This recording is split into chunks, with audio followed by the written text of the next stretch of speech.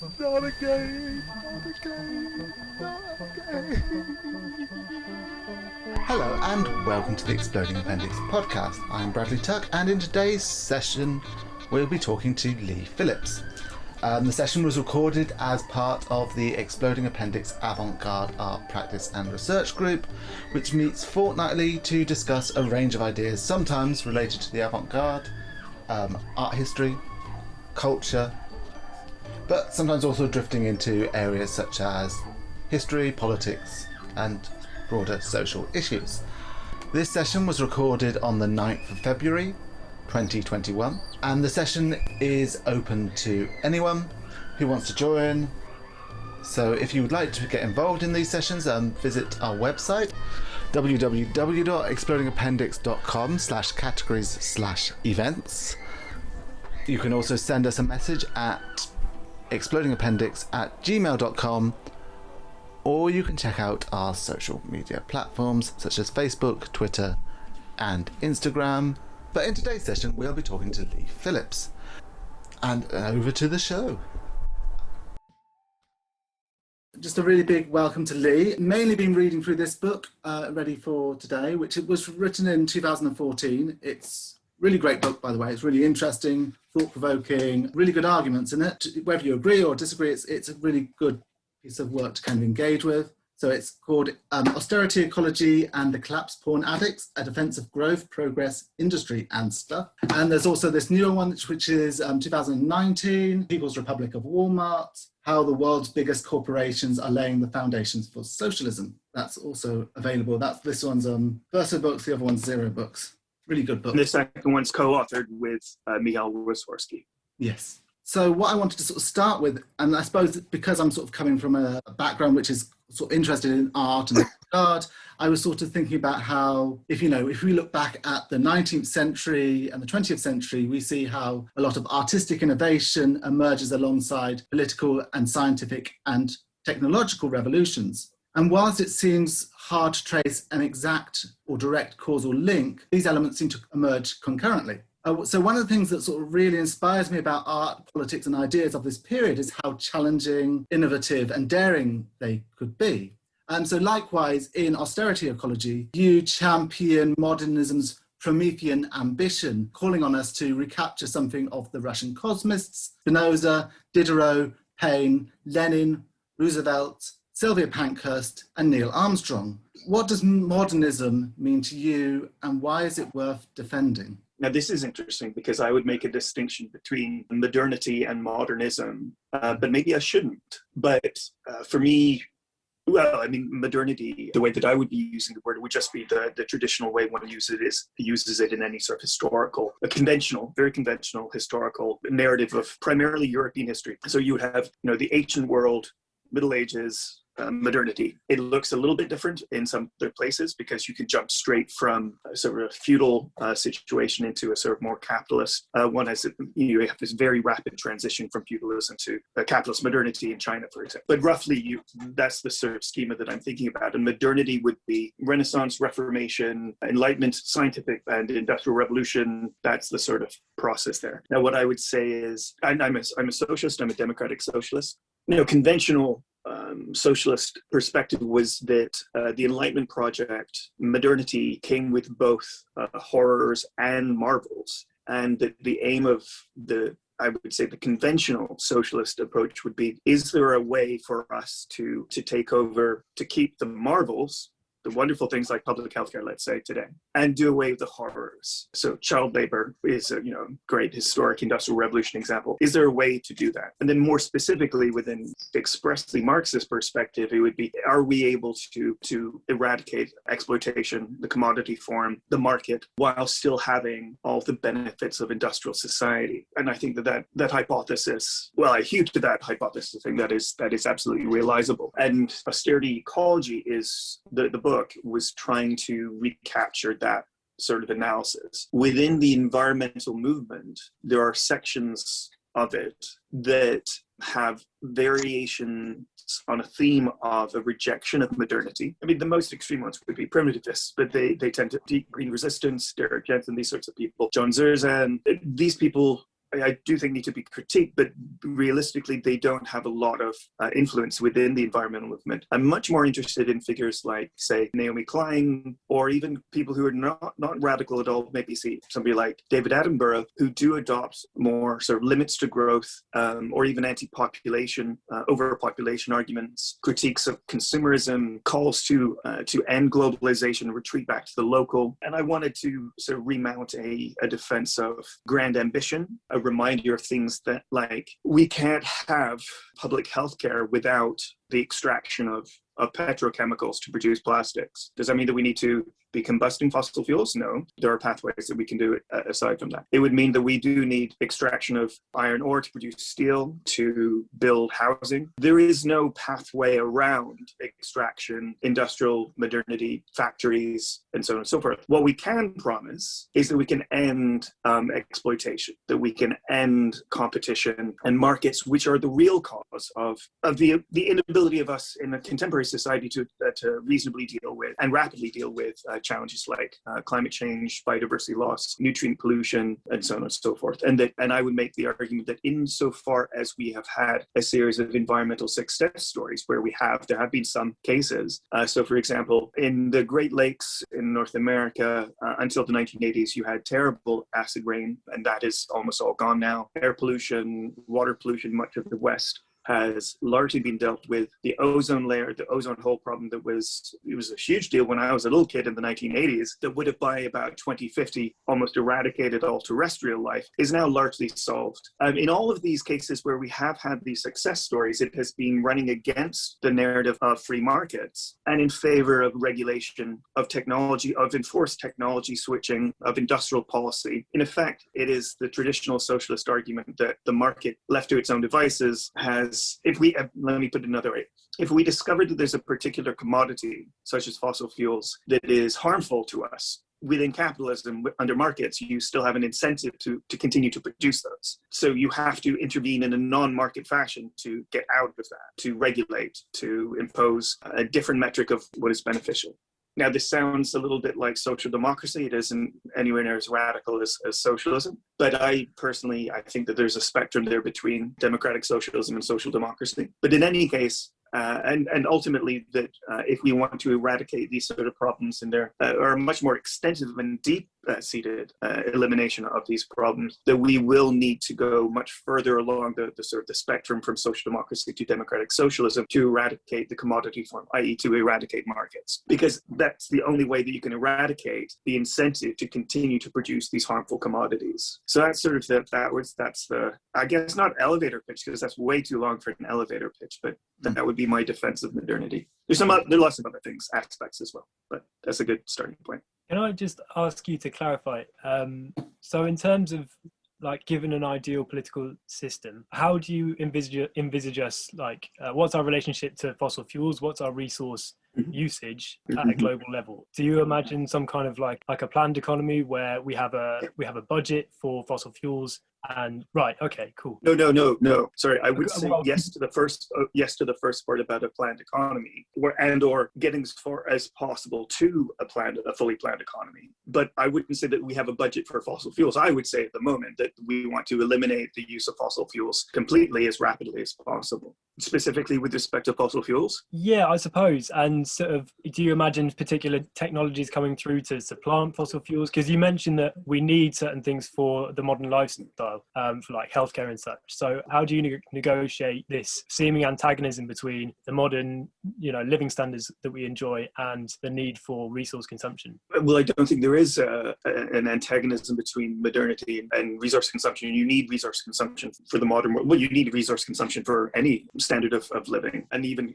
non-human nature uses resources, changes the resources. So that's, if the question is, what is my set of regulatory or technical transformations that I would like to see with respect to climate change to solve that? question. I mean, that's a whole 3-hour conversation there as well. But if I could do it like really super rapidly, what we need is an all of the above approach to clean energy. So wind, solar, advanced geothermal, wave, tidal, nuclear, both conventional and advanced nuclear, in order to move us away from fossil-derived electricity production. We also will be needing to develop a series of carbon neutral or even carbon negative synthetic fuels, primarily not biofuels because of their land footprint, but I'm thinking more things like synthetic hydrocarbons, and we'll be needing those for sectors such as shipping and aviation, long-haul aviation and long-haul shipping, that are very hard to electrify. And the reason it's hard to electrify those is because basically the longer the trajectory that you're going, the larger the battery that you're going to be needing, and there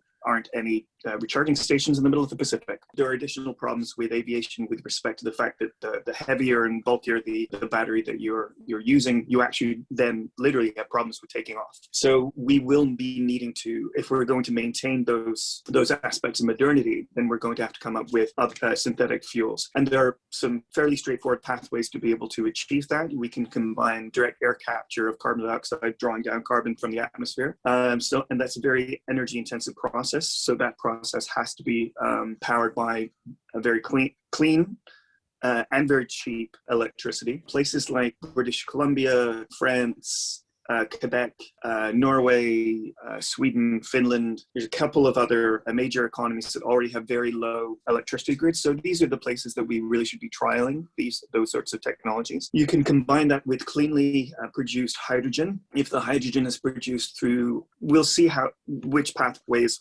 optimum. But I would say either what we really need to do in order to make clean hydrogen economically viable is either dedicated nuclear reactors that are dedicated to the production of hydrogen. So not through production of electricity that then produces hydrogen through electrolysis, but produces just heat. And that heat then, high quality, high temperature heat, will thermochemically dissociate water molecules into hydrogen and oxygen, and that should radically reduce the cost. Another possible way is advanced geothermal, again, accessing high quality, high temperature heat from deep in the Earth's crust to do exactly the same thermochemical process. Again, the idea here, that's much farther down the road in terms of technological development, but that would, again, hopefully radically reduce the cost of hydrogen production while keeping it very cheap. You combine these two technologies together, drawing carbon dioxide from the atmosphere and clean production of hydrogen, and you can create any hydrocarbon you want. And that's carbon neutral. You have to make sure that the edges of your analysis there, your full life cycle analysis, are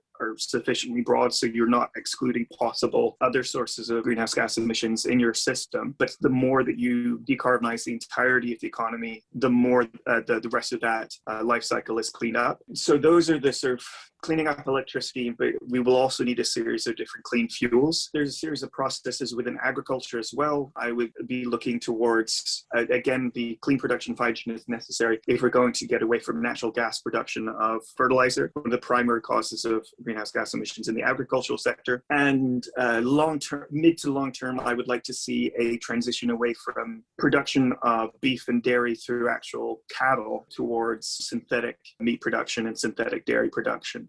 That has a range of other sort of benefits outside of climate change as well, but has significant benefits in terms of reduction of our land use footprint for agriculture, which is the greatest cause of biodiversity loss. So I don't know. There's a handful of other bits and bobs there to the climate change sort of package, but that's the main sort of argumentation or package. And I would say that if there's a sort of, what I'd love to try to convince more people is that if we can in order to get there, we desperately need a very robust, muscular Keynesian package of stimulus to and economic planning, industrial policy to achieve this. It's sort of social democracy on steroids. And the scale of the mobilization from activists to be able to do that will be significant. One of the benefits of this project is that it gives a promise of a just transition to all sorts of workers, particularly within the oil and gas sector, where their skill sets are very easily transferable from oil and gas production or coal production through to high-wage, family-supporting, unionized work in other parts in production of clean energy, either clean electricity or clean fuels. That's a big ask. And so I want everybody to be focused, all the climate activists I know, all the biodiversity loss activists I know, all the nutrient pollution activists I know, I want them to be entirely focused on that big ask, that really muscular global social democratic project, which will require enormous mobilization of working people, particularly organized through trade unions, to force that to come into being and stop wasting their time on things that are distractions, like trying to ban aviation and tell all air traffic control staff and ground staff and pilots and other workers in the aviation sector that they're just going to have to tough titty, you're not going to have any jobs anymore. When one is a distraction, we don't need to be doing that, but you're alienating the working class from the project. And I'm fully committed to the idea of a just transition, that the climate crisis, or solving the climate crisis, the burden of that should not be borne by working people. It should instead be borne by the owners of capital, by the large capitalists, the owners of great chunks of wealth. To the point about the sort of accelerationist, we need concrete policies in which to accelerate certain environmental desires, like in certain environmental concerns. And I think that something that I'm a bit tentative about that answer in general to I suppose any political philosophical question, is that this was the same attitude that the Enlightenment had, in a way, that there were certain industrial practices that enable people to have better lives, to have more commodities, which is, undoubtedly true, that a lot of the world live in a different way now, where we have commodities, we live longer.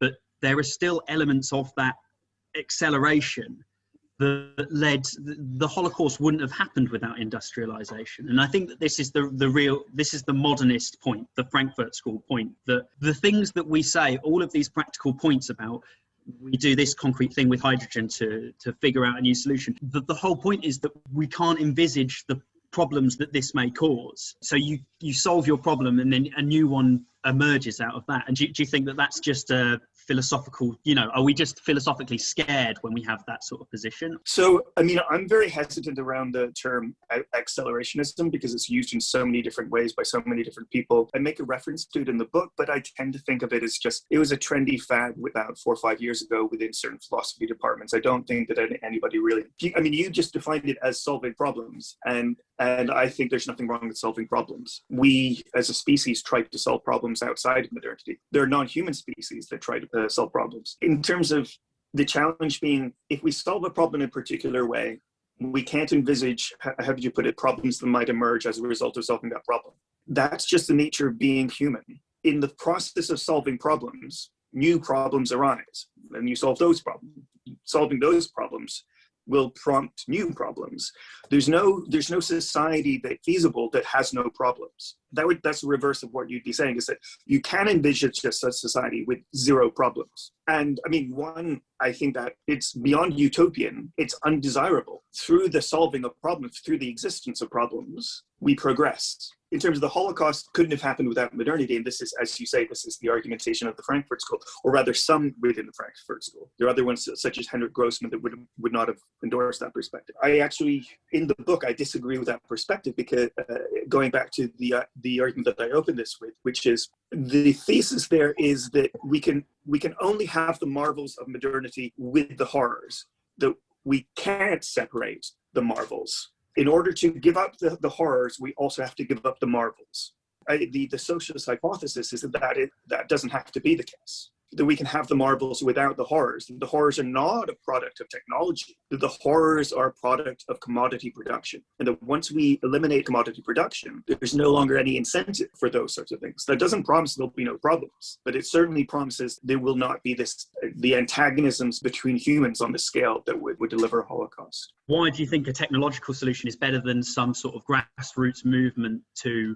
Have I just got you wrong? Yeah. This is really interesting, because I think this is, in terms of the critiques that I've received of my book and my perspective more broadly from the Green Left, is that they think this is what I think. In order to deliver on that suite of technological solutions that I just talked about with respect to climate change, there's a bunch of other issues in terms of environment or other problems in society that we could talk about as well. Just those issues with that suite of technologies dealing with the climate change, I had said you would need a huge grassroots mobilization of working people and transformation away from a neoliberal perspective to, at a minimum, a very muscular, very left-wing Keynesian social democracy. I don't see how that can come about through snapping of a technological finger. That will require an enormous social transformation. So this idea that we have a problem produced by a set of a particular technology, therefore we fix that with another technology, produces new problems, so we fix that with other technologies. Sometimes it just requires a social fix. Other times, a combination of a social fix and a technological fix, or the social fix in order to achieve the technological fix. And other times, just a technological fix on its own. That latter case is pretty unusual, though. When we solve the ozone layer problem, again, it required leaning heavily against market imperatives on the part of the producers of commodities that use chlorofluorocarbons, who did not want any regulation whatsoever. And it required a mobilization around the world by activists to force this change, to force governments to pay attention, and to ban the use of CFCs. Now, CFCs is just one particular commodity, and climate change is much broader than that because our entire economy is built upon the use of fossil fuels. So it's a much more difficult problem. But nevertheless, the fundamental thing that was needed to change to eliminate the problem of ozone layer regulation against the market, anti-neoliberal perspective imposed by countries around the world, and the way that we forced them to do that was through social mobilization, is exactly the same as the sequence of things that I envisage being needed to be performed with respect to climate change. So I wonder if we could characterize a criticism of modernity as like a fear of dehumanization. And this is really what allowed the Holocaust to happen, was that people like Eichmann in highly bureaucratic systems were able to, without any notion of the human cost of what he was doing, organize the murder of 6 million people because there was a complete dissociation between himself and the individuals who were being murdered.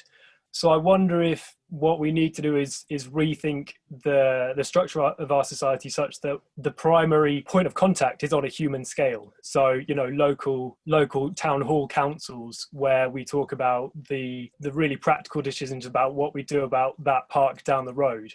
And if maybe that should be a starting point for the new economy, you know, creating jobs around hyperlocalism rather than like really big scale technologies, which I'm sure will be necessary for the immediate future. But in terms of 100, 200, 500, 1,000 years time, are we going to have to do things very differently? And just one more thing, just on that point, I wonder what your thoughts are on like Cuba following the collapse of the Soviet Union. So they didn't have access to fossil fuels. They have one of the best healthcare systems in the world and one of the cheapest healthcare systems in the world, arguably because they do a lot of local food production. They cycle around. They have a highly educated population with lots of doctors, too many doctors to go around, really, to pay them wages. But there's a base level kind of existence that's provided by access to land and access to housing, and then people can be creative around that in terms of how they use their time. All right, sure, okay. Unsurprisingly, I completely reject the conception that small is beautiful, that there's such a thing as a human scale for social organization. The NHS in the UK is a jewel in the crown of social justice around the world. Even in Canada, where we have public healthcare, we only have a single payer system. We don't have a nationalized healthcare system. And so we still have many issues. For example, we don't have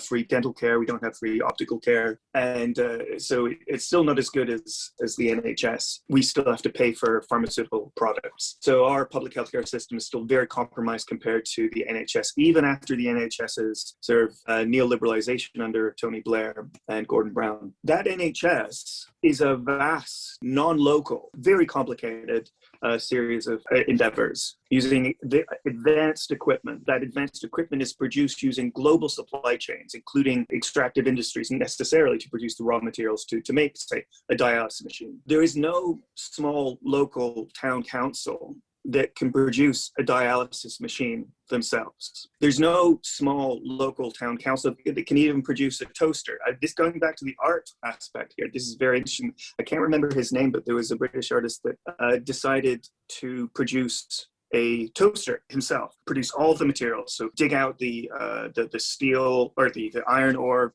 smelt it, turn it into steel, et cetera, et cetera. Every single aspect he had to make himself. And it cost, I thought it was a brilliant piece of art because it really showed the utter infeasibility local production servicing what we need in a modern society. Now you might say, well, we don't need toaster ovens. I quite like a nice toaster oven. But much more importantly, hopefully we would all agree that we do want dialysis machines. if we want those dialysis machines and all the other equipment that we have in hospitals produce this enormous benefit to society to deliver lifespans and conditions of health vastly exceeding anything that existed in past history prior to modernity. And to this day, in those parts of the world that are insufficiently serviced by modernity, underdeveloped countries, we want to give them, we want to ensure that they develop so that they can have access to modern hospitals. Again, this return to the idea that it was with the dehumanization that caused the Holocaust. I think that's absolutely true, but I don't think that's a product of modernity. There were Holocausts throughout human history. The idea that prior to the modern age, prior to capitalism, there weren't grotesque episodes of Holocaust. I mean, it's ahistorical.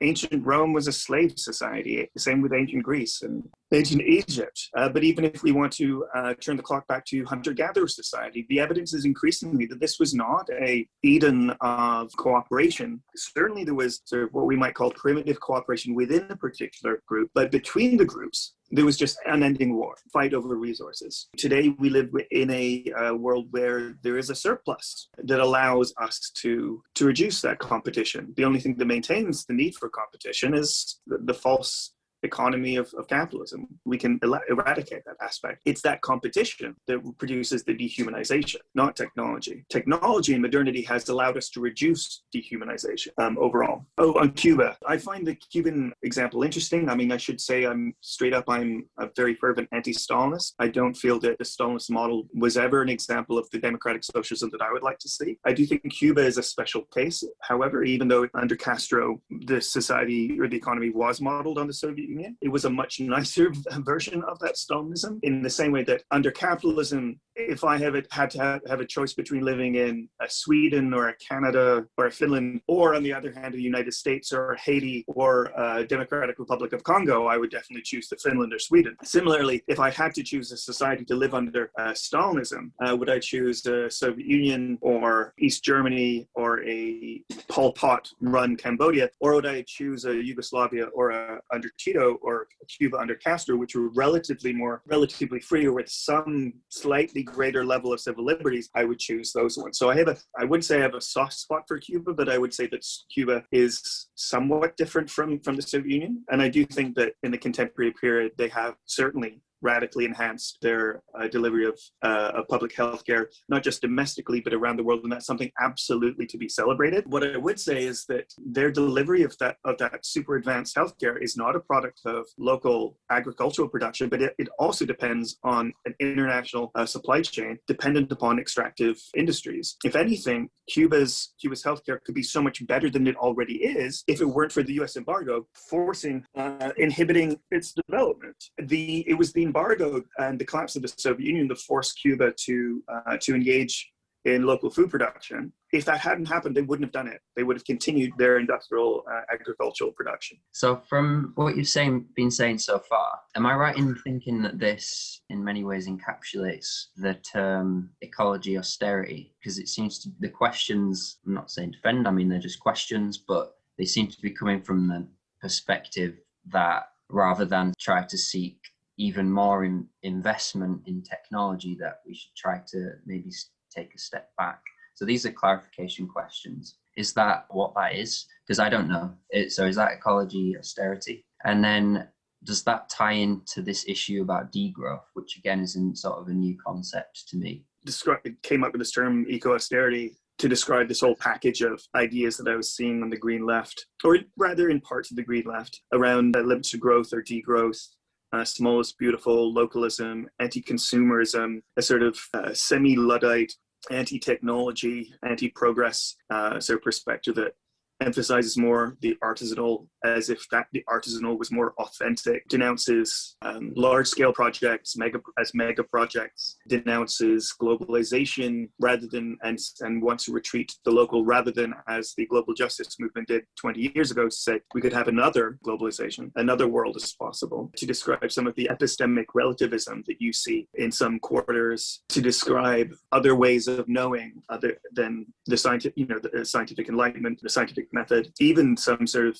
anti-science or anti-technology prejudice as sort of misanthropy, in some places bordering on a misanthropy, where the blame for ecological challenges is on humanity as a whole, that the world would be better without humans. Now, I recognize that not everybody takes that perspective, but certainly some do. And a sort of suspicion of the working class, because the working class are just too, bovine and stupid, and all they want is their Xboxes and fast cars. And then also, I would say, a certain level of scientific or engineering illiteracy. I mean, one of the reasons that I started writing this book was that, I'm a science writer, that's my day job, in the sort of mid to late 2000s, where I was writing a lot about climate change, and I would depend on a lot of the scientific literature to make arguments against climate deniers. Began to turn around and notice, wait, hold on a sec, some people on my side are also playing fast and loose with the science, and they're not paying attention to the evidence. That would be particularly true with respect to nuclear power, where there's a widespread rejection of nuclear power over supposed safety concerns, when the reality is that there's a consensus on the safety of nuclear within the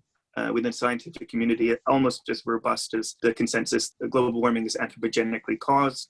Similar level of consensus within the scientific community on the safety of genetically engineered agricultural products. GMOs, completely opposed by a lot on the green left. And again, so just in the face of that scientific consensus. So that whole package, I know it listed a lot of things there, but that whole package is what I would say amounts to eco-austerity. And the reason I use the term austerity is particularly around the perspective that we all need to consume less. Now, I come from a pretty working class background. My parents are doing okay these days, but there were many times where I've had economic difficulties in my life. And one of the reasons I became a socialist was precisely because of my fury at inequality and the immiseration of the working class. And for the last 40 years, since roughly the 1970s, early 1980s, under the likes of Thatcher and Reagan and other neoliberals in other countries, the working class in the West has suffered through 40 years of austerity, of declining living standards, of wage stagnation, of cuts to social services. And so I just don't recognize the argument that we all consume too much. I would like to be able to consume a lot more, rather than sometimes has been over the years, struggling paycheck to paycheck. And that's not just me. In the United States, over half of Americans, even before COVID, struggled paycheck to paycheck. That is to say, they had zero left over at the end of the month, struggled to pay their bills. And so it seems like this very middle class, you have to come from a very middle class economic position to be able to say, we all consume too much. Who the hell are you talking about? I'm not saying you specifically, but just, and we can see that evidence in the fact that a lot of green parties around the world, they have they have the wealthiest average membership. It takes a certain level of privilege to be able to say that we have too much. I want to see, if we reverse neoliberalism and we lifted the cuts to social programs, if we lifted the tax on trade unions and the laws that prevent people from organizing trade unions in the workplace, we would see a massive increase in people's wages, as working people fought for higher wages and higher salaries. What would they do with that extra money that we as progressives, as socialists, say that we want working people to have? They would buy things. They would have more stuff. I'm good. I'm glad. I'm happy. I want us to be able to have more stuff. It's wrong that over the last 40 years, the Thatchers and Reagans of the world have cut our living standards. And so I guess just to finish up here, I don't think that Thatcherism feels any better if it comes draped in ecological language. And the thing is, we don't need to do this. There are technological, social democratic pathways to decouple our impacts on, in terms of climate change, biodiversity loss, nutrient pollution, that actually simultaneously enhance the standard of living. People extend good paying, family supporting jobs to many more people. The irony is that solving these ecological problems would actually enhance people's standard of living. We don't have to be hair-shirted, abandoning modernity in order to solve them. It won't work. It simply won't work. Sorry. It's funny how so well that kind of perspective fits into the neoliberal agenda. The idea is that if you give a pay rise to the working class, then the whole world's going to end because inflation will. The idea seems to be the same, that the two things are incompatible. And the way you put it, that's a lethal weapon, isn't it? Because to say policies to prevent climate change are actually incompatible with a basic level of economic equality, which is the implication of what you're saying. Oh, yes. No, absolutely. I would say that while a lot of the people on the Green left, I definitely see on the same picket lines that I go to, the same immigrant defense mobilizations that I go to, there's a contradiction here that their suite of solutions to the ecological crisis, ironically, unwittingly, does end up buttressing the neoliberal agenda. I would even go so far to say that eco-austerity is a species of neoliberalism, that it is a great weapon in the hands of elites to argue against increasing workers' wages, for example. No, you've nailed it. Absolutely. So one of the major events that's happened since Austerity Ecology was published, which was published in 2014, has been the COVID-19 outbreak. Yeah. I wonder how we can learn from this crisis and what does it tell us about the limits of neoliberalism? As a science writer, I actually write a lot about infectious disease as well, and the parallels between the market imperatives that inhibit our ability to deal with climate change or biodiversity loss or nutrient pollution are identical to the neoliberal sort of incentives that inhibit our ability to deal with a pandemic once it's here, and also actually actively prompted this particular pandemic that need never have happened. I wrote a series of articles for Jacobin magazine a few months ago, well, actually long before the pandemic, talking about how there had been endless warnings from virologists, epidemiologists, clinicians, public health officials dating back to the early 2000s when we had the first SARS outbreak, that we were woefully underprepared, both as a result of sort of neoliberal structural adjustment that had underfunded services or pandemic monitoring. It inhibited our ability to build global pandemic monitoring. And that includes not just sort of high level stuff, but also some of the stuff that Richard was talking about, local clinics. I should say I'm not like everything needs to be big. There's a role for local as well. Local clinics seeing the emergence of outbreaks and then passing that information on up to higher levels. That sort of global network spanning the local and sort of even low tech up to sharing of genetic sequences, that sort of infrastructure, that global infrastructure, there was an argumentation as early as the 2000s saying that needed to be implemented. So that's sort of neoliberal structural adjustment underfunding of things. But then there's also sort of even more sort of nefariously, within universities and government labs, coronavirus research and development of potential antivirals or vaccines were in development as early as the early 2000s. The problem, of course, is a small government lab or a small university lab doesn't have the capability, the manufacturing capability, and certainly can't afford the enormous costs of clinical trials. And so they were always seeking to partner with some pharmaceutical company that does have the financial ability to do this, that does have the manufacturing capacity to produce such either vaccines or other treatments. And consistently, the arguments that were made in the scientific literature by these virologists, epidemiologists, clinicians, and public health officials, who are not socialists by any stretch, every single one of them repeatedly said, the problem is a lack of market incentive. There simply isn't enough money to be made from this. And the reason vaccines, drugs dealing with, well, let's say, keep it with vaccines, but also the same is the case with antibiotics. You class as an antibiotic. If you take a vaccine, you have one course, maybe 2 doses, and that's it. You as a patient never need to buy that commodity again, or maybe in 10 years' time if it's a vaccine that requires a booster. If you are an executive at a pharmaceutical company, you have a fiduciary duty to maximize profits. You are legally required to do that. And if it costs roughly $1 billion US per it's called a new molecular entity. Basically, it's an experimental, if it costs $1 billion to take that to market, and you're only going to sell it to a patient once in their life. And over here, you have potential drug for a chronic disease that a patient has to take every day for the rest of their life. You're going to sell a lot more of that commodity. So it is actually, the incentive is that you will go for the production of drugs for chronic diseases. So there's built into the capitalist system, built into to markets, there's an incentive not to engage in research and development, not to engage in production and clinical trials of any sort of medical interventions like vaccines or antibiotics. Again, antibiotics, these are incredible that you take a single course over a few days, maybe a few weeks. With tuberculosis, maybe a few months is the required length of time to take a course of antibiotics against tuberculosis. Nevertheless, at the end of that, you're done. You don't need to take drugs again. So for the last roughly 40 years, pharmaceutical companies have largely got out of the business of producing or doing any research into and producing new classes of antibiotic. Over the same period, they largely got out of the business of developing vaccines, which I find very interesting with respect to sort of anti-vaccine, anti-vax.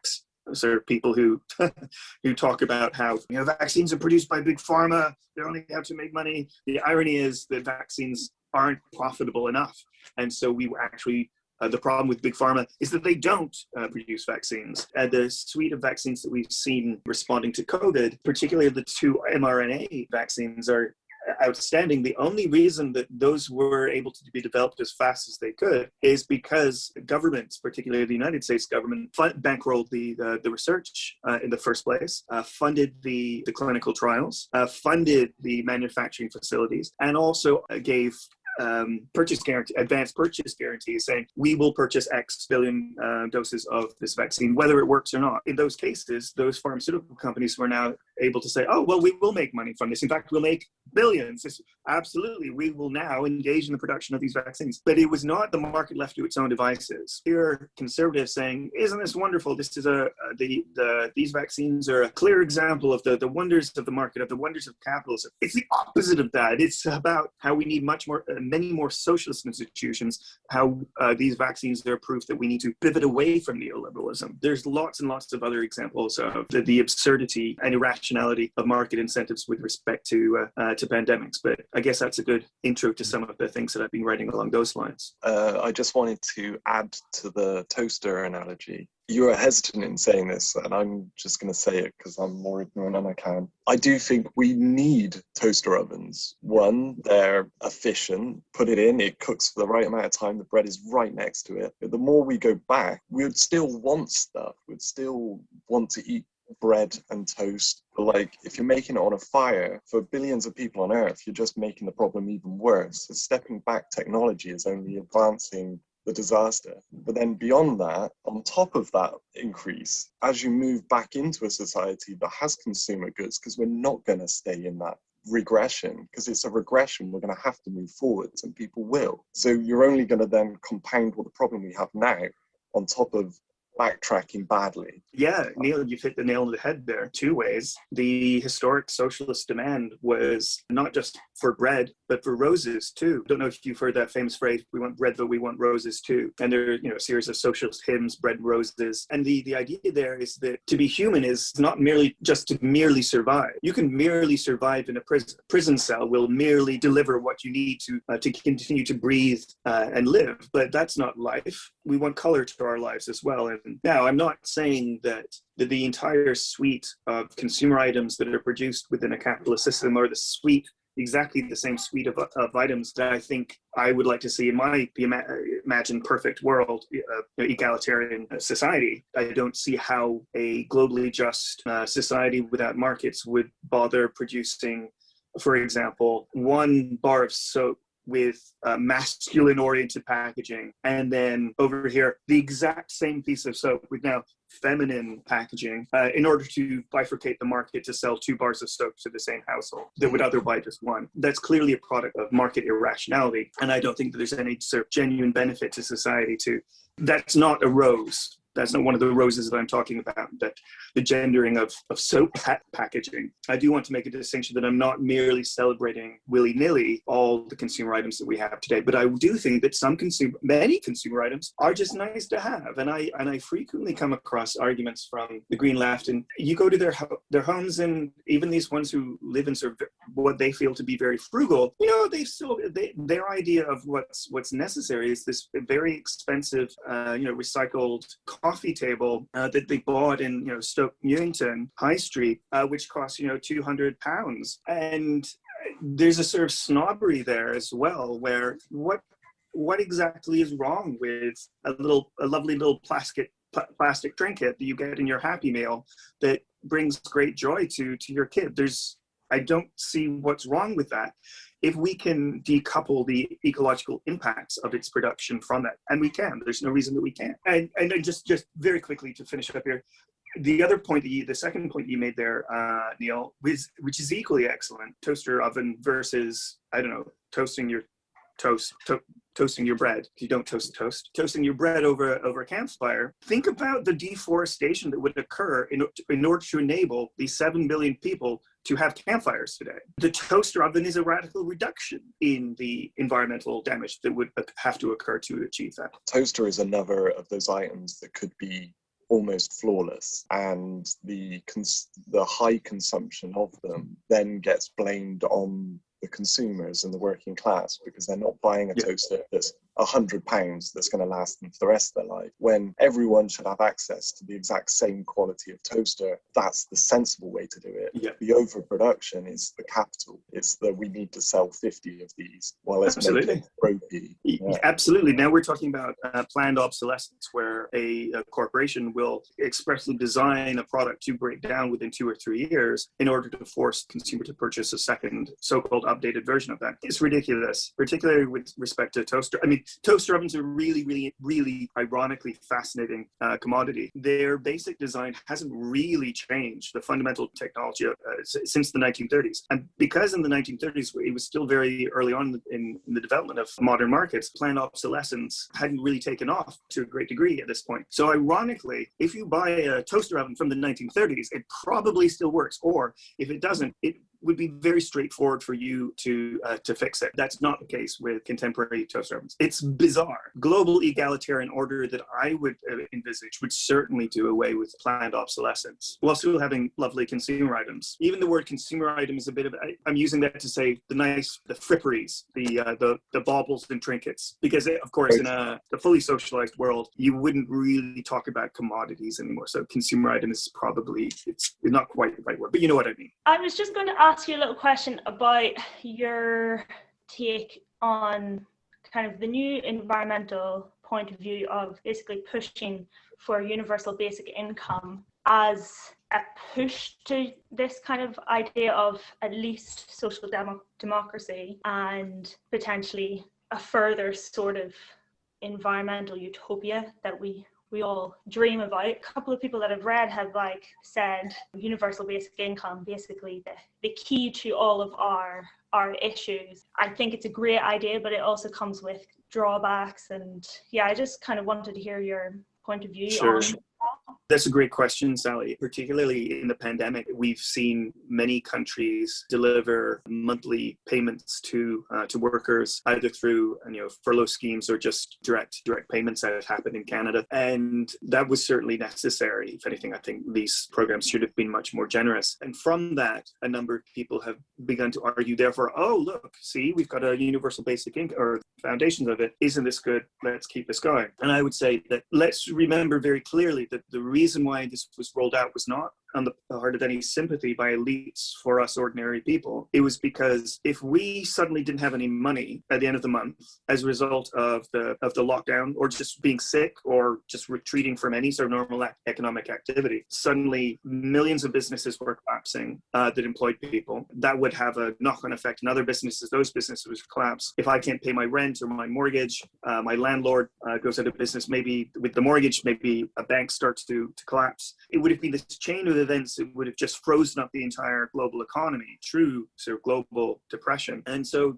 they had no choice but to continue to deliver that money to ensure that it kept flowing. But our lives haven't improved as a result of this. It's just maintained the status quo. I would say that if we were to deliver the kind of properly generous universal basic income, where it would be some significant improvement in our standard of living, the volume of money it would require through taxation or borrowing to do is so vast, so colossal. I mean, the numbers that have been calculated to where we talk about the good UBI, not the bad UBI that's supported by neoliberals like Milton Friedman or other sort of neoliberals who would want to get rid of entirely the all sort of welfare systems and replace it just with the UBI. But no, if we were talking about the good UBI, the scale of money that we would have to be taxing the wealthy and or borrowing would result in a significant sort of squealing of the pips, I suppose you could put it. They certainly would not like that and would react against it for the same reason that they don't like funding education, public health care, other welfare services, certainly don't like paying us decent wages, try to bust unions in workplaces. It's trying to do an end run around the class struggle. And like here with this one easy fix, we can make everybody happy. But the problem is that by making everybody happy, there's a class of people at the top of society that have an interest in all of us not being happy. And that doesn't change whether we're talking about resolving that problem through more generous welfare services and higher wages, stronger trade unions, or if we're trying to do it through a UBI.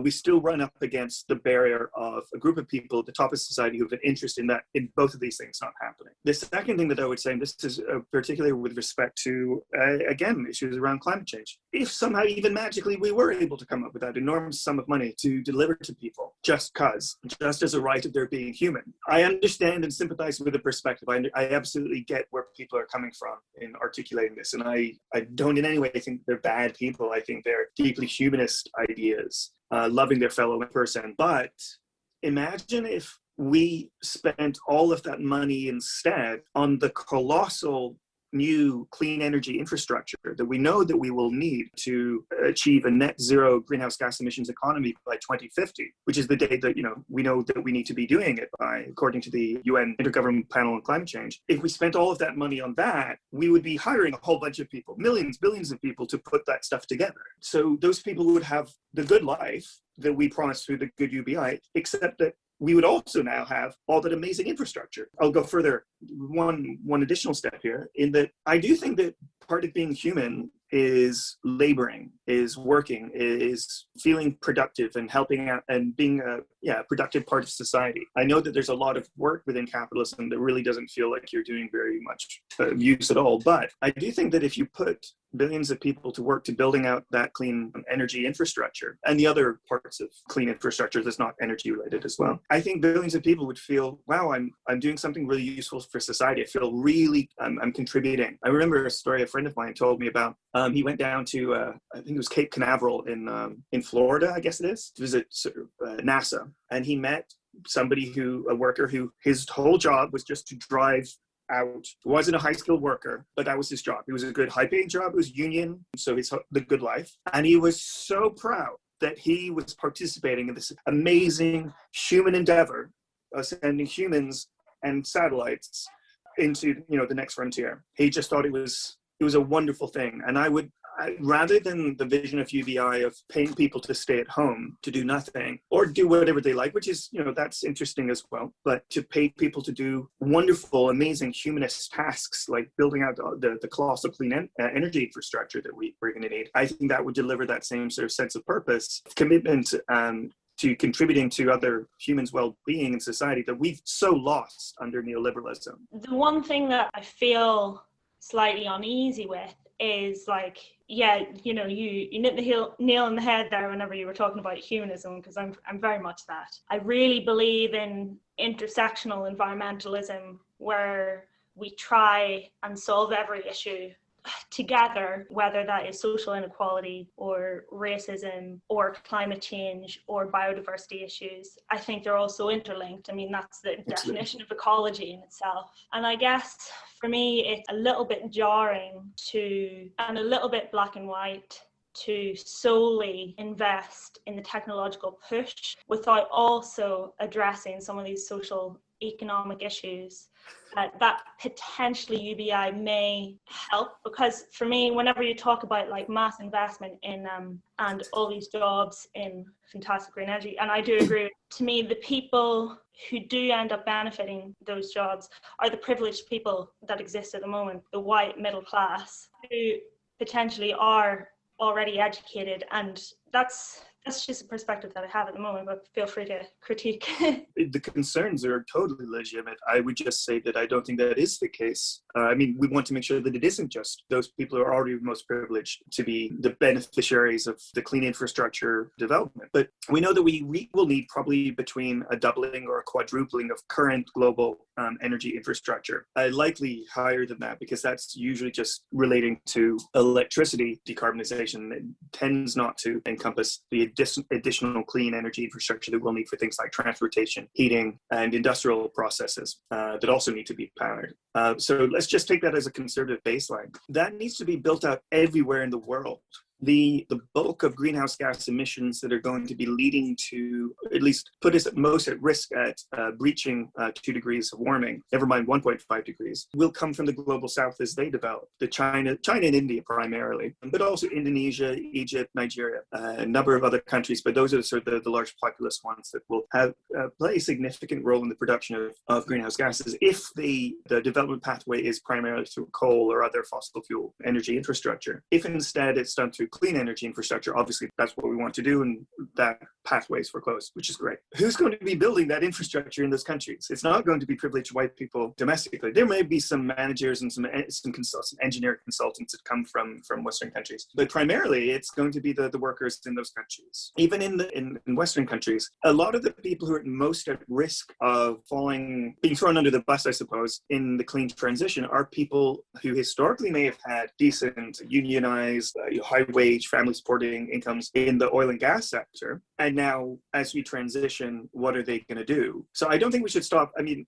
a lot of those people will be white and a lot of them will be male, but I don't think we should stop caring about them. And certainly in Canada at the moment, there has been a real collapse in the oil and gas sector, largely as a result of some of the wonderful clean transition that we've experienced in the last few years in much of the West in terms of build out of wind and solar in particular. There's a glut of oil. Price of oil means that these people are being laid off in Alberta and Saskatchewan in the center of Canada, and these people had decent lives until recently. Now they are losing their homes. And just because they're white and male, I don't feel that my sympathy for them diminishes any. And in fact, if we decide we're not going to care about those people, there will be a group of people, there will be political tendencies that claim to care about those people on the far right. If the green left doesn't say, look, no, we feel your pain too. By dint of your being human, I care about you. Because the right can certainly come down and say, oh, it's these nasty environmentalists and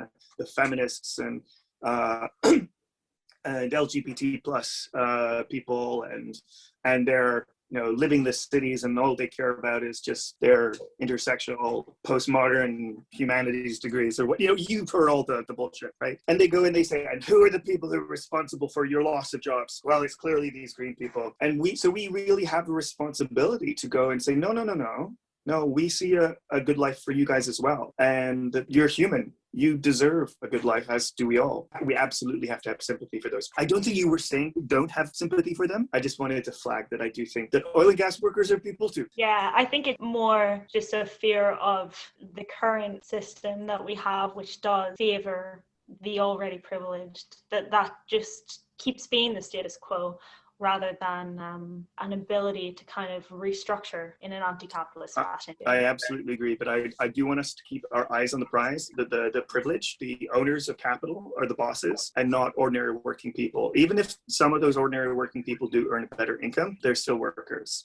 One of the things I wanted to sort of deal with, and I wanted to talk about how you talk some of the issues on the Green Left. One of the things that you're quite critical of is the way that the Green Left adopts sort of degrowth approaches, fetishizes the small, or adopts sort of anti-technology stances, and you kind of criticize people like NeoMclean. And so in your book you write, green anti-modernity does not threaten neoliberalism, it is a manifestation of it. And elsewhere you've written, Thatcherism doesn't feel any better just because it's green. NeoMclean and other left activists aren't necessarily the people that come to mind when we think of neoliberalism or Thatcherism. I wonder, how specifically do you sort of see them as sort of continuing this legacy? Along the lines of what I was saying a few minutes ago, in that it's unwitting. I certainly don't. I consider NeoMclean a comrade with respect to a lot of struggles in terms of defense of social services, public healthcare, public education, public energy, public ownership of energy infrastructure. She's a really strong trade unionist. The work that she and her husband did a number of years ago in solidarity with Argentinian workers during the collapse of their economy, and highlighting worker ownership of factories. Absolutely. And I would feel the same way in many respects with many people in the Green Left. So I'm just highlighting these contradictions contradictions rather than, and how it's unwittingly neoliberal rather than consciously neoliberal. And you can see, it's interesting because I'm not the only one who's been making some of these arguments. And as more and more people have sort of articulated them, some people like NeoMclean have, to their credit, have retreated from that. And so, I think NeoMclean these days recognizes that there is a disconnect between an anti-extractivist discourse and the fact that she wants decent public health care, and that public health care depends on extraction of raw materials to produce the machines in a hospital. So she's retreated somewhat from that, which is great. I'd love to see more of that.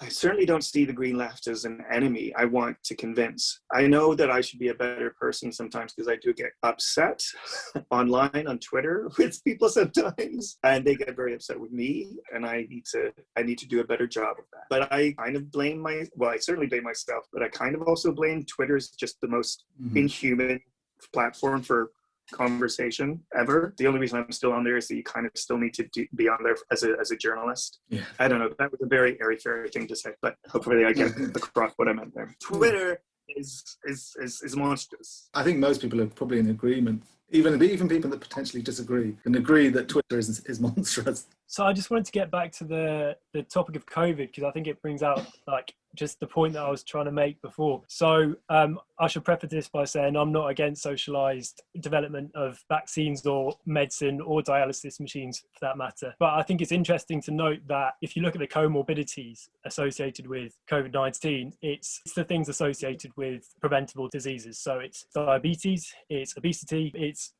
issues with your lungs associated with pollution. And so this is why you have working class and minority ethnic individuals who are much worse affected by it, because they're the people who have least access to the kind of green infrastructure that wealthy people living in southwest London with access to Richmond Park, Gunnersbury Park, Chiswick Park, the list goes on in terms of wealthy people's access to meaningful green space. So I suppose the point I would like to make is that over 50% of the money we spend on healthcare is to do with these preventable diseases that could be fixed if you look upstream and you start asking, well, could we provide a universal basic lifestyle permits people to engage with their humanity as people who are animals and part of nature, who intrinsically get rewarded emotionally by engaging with nature and growing plants? Could we reimagine society in such a way where that is an option? I'm not by any means saying that we should dispense with globalized supply chains. I'm just saying, we should give people the option to engage with that kind of alternative lifestyle. And that just brings me to the other thing about neoliberalism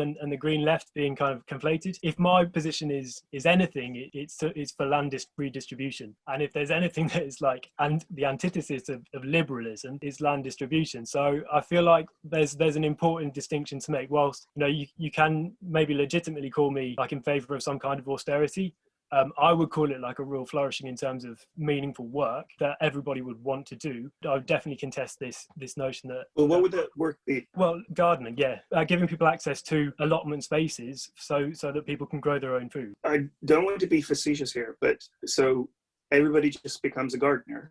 Who's going to make the dialysis? This is why I'm not saying that we should all run to the land. I'm saying that should just be an option. I think we could give people an option of moving out of the current economic system where you have to earn £25,000 a year to live in London and to raise a family. Could we imagine an enclave in our communities where there's sustainable building production from straw bale houses, people growing their own veg and being, digital nomads or whatever, and just allow opening that opportunity up to people so that they can live the kind of lifestyles that aren't going to require resource intensive healthcare systems for the most part. All right.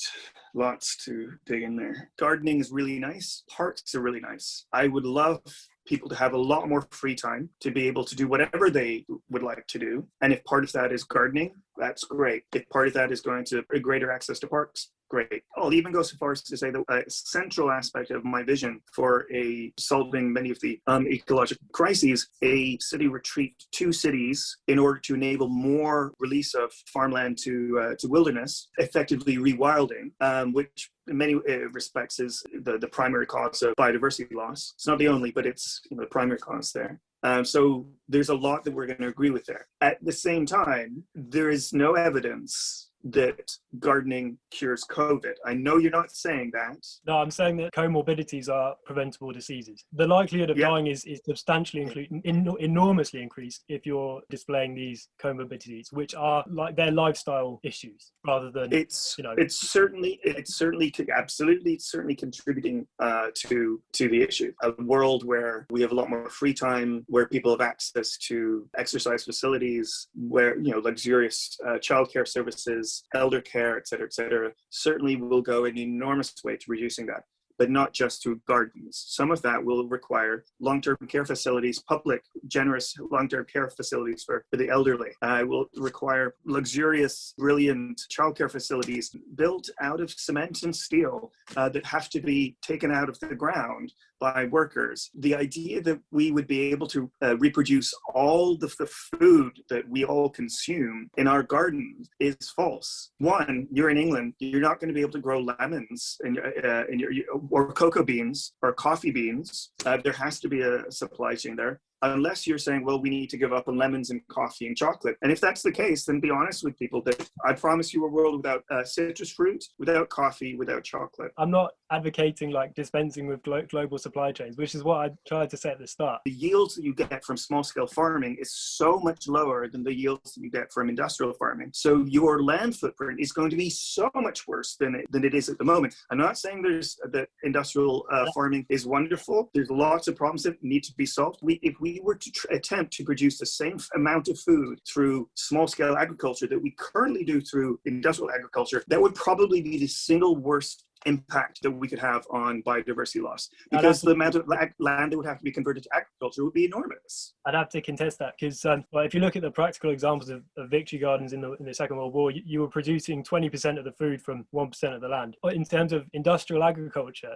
that's optimized to produce single crop. What it can't do is replicate the intense intellectual investment which an allotmented has in their ground in terms of producing catch crops, which are intermediary crops where space is being underutilized. It's simply not true to say that allotments are less productive than industrial agriculture. They are far more productive than industrial agriculture in terms of the total yield, because you're producing more crops from. I really encourage you to read the scientific literature on this, and rather than going off and finding a single paper that supports your perspective, what you need to be doing is you need to look at meta-analyses that look at multiple dozens, even hundreds of studies, and when you do that, because any one study, there's a chance of you finding the result that you want to see. What you want to be able to do is to look across the board, across what the entirety of the literature is saying, and when you do that consistently, we find that the yields from small-scale agriculture are far lower than those of industrial agriculture. That's just a fact. Oh, I mean, bread, that's a great example. So the wheat that you use, or rye, or whatever that you use to produce bread. Nobody grows wheat in their back garden. Why? Because the yield is just so minimal. You would never be able to bake your own bread. You have to have a much larger plot of land to be able to be producing the amount of wheat that we need to be producing all of the bread that we consume. But man cannot live on bread alone, wouldn't you agree?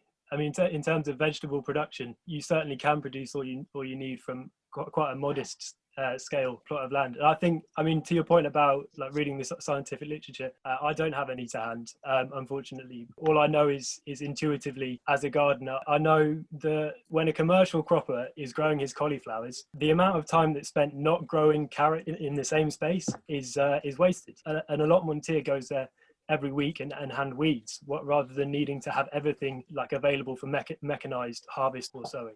Okay, so we could go back and forth in this, and the other way it's going to be resolved is by looking at the scientific literature, rather than depending on personal intuition. We're not going to resolve that tonight outside of going and looking at that literature. Agreed.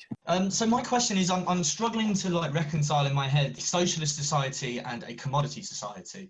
From my kind of understanding of socialism, is the idea is to transcend a situation in which people are reduced to things, purchasing things, that being their meaning, etc., etc. So this weird hyperbole, using the toaster, communists kind of alluding to that whole, communists, etc., socialists don't have nice things to use, etc. It seems to me like a bit of a weird straw man Max, I said expressly that that's not a commodity. Toaster oven is only a commodity within capitalism. Right. Outside of capitalism, you don't have commodity production anymore. That doesn't mean you don't have toasters. It's just not a commodity anymore. Yeah, of course. The toaster is not an issue, right? It's the rate at which toasters are produced. It's the cultural attempt to make people think they need to replace their toaster every 6 months to a year and have the latest one. That's the issue. There's a real cultural problem which capitalism represents. And what you're suggesting as a solution to the ecological issues that capitalism springs up all seem very pragmatic and like utilitarian responses. But to me, the original hope of socialism is to overcome a society that subjugates. And for me, the whole maintenance of, to me, that's what,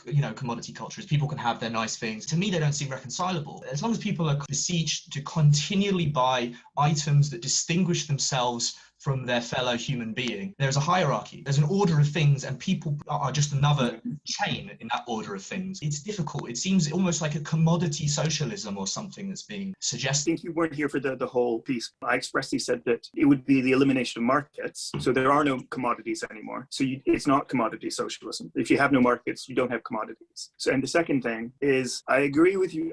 Maybe you missed this as well. I did mention earlier on that I would love to see an end to planned obsolescence. No, let's get rid of that. But we need to be paying attention to the evidence of where greenhouse gas emissions comes from. Every country in the world is required to produce what's called an annual greenhouse gas inventory that they have to submit to the UN, Intergovernmental Panel on Climate Change, so that we can track emissions progress. And these spreadsheets are extraordinarily precise in terms of describing the sources of emissions. And all the researchers took years to agree on just even the categorization of what counts, describe the different sources. And in there, overwhelming, the primary cause of emissions is electricity, secondarily transportation, and in some Western countries now transportation is exceeding electricity, especially in jurisdictions with low carbon grids, and heating. Fourthly, to a lesser extent, industrial processes. But those are your four things. In a world where we have eliminated planned obsolescence, which is the world I want to see, it's the world you want to see, we would still have electricity. We would still have housing that needed to be heated. And increasingly in a warming world, we'll probably need a lot of cooling. Some of that will be provided by mechanical air conditioning systems. Other times, there's other ways of delivering that cooling, but we will need other forms that still need to be powered by electricity. We will still need transportation. Yes, our transportation forms will look very, very different. There'll be a lot more public transportation. There'll be a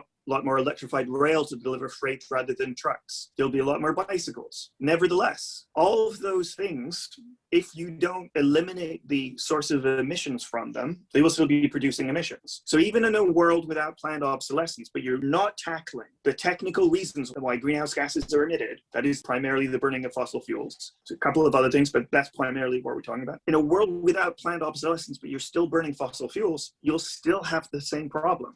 The climate change impact from planned obsolescence is real, but it's tiny compared to the climate change impact of very necessary things that you and I am sure agree in a perfect socialist world would still be provided. It's not just planned obsolescence, it's being able to separate real need from things that have been artificially posited as needs that we must fulfill. I'm sure you don't think that housing is an artificial need.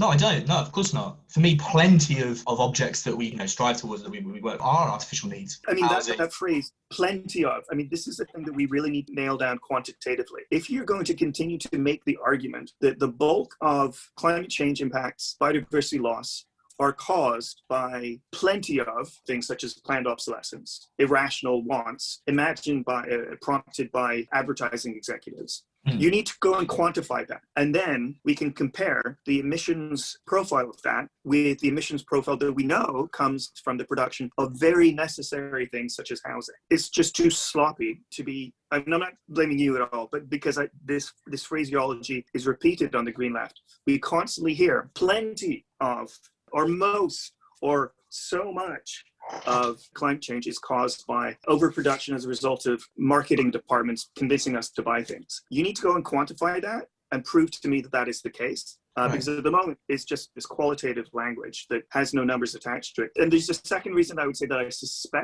strongly suspect that it isn't the case, is because, again, for 40 years of neoliberalism, Western workers have suffered through wage suppression, wage stagnation, declining living standards.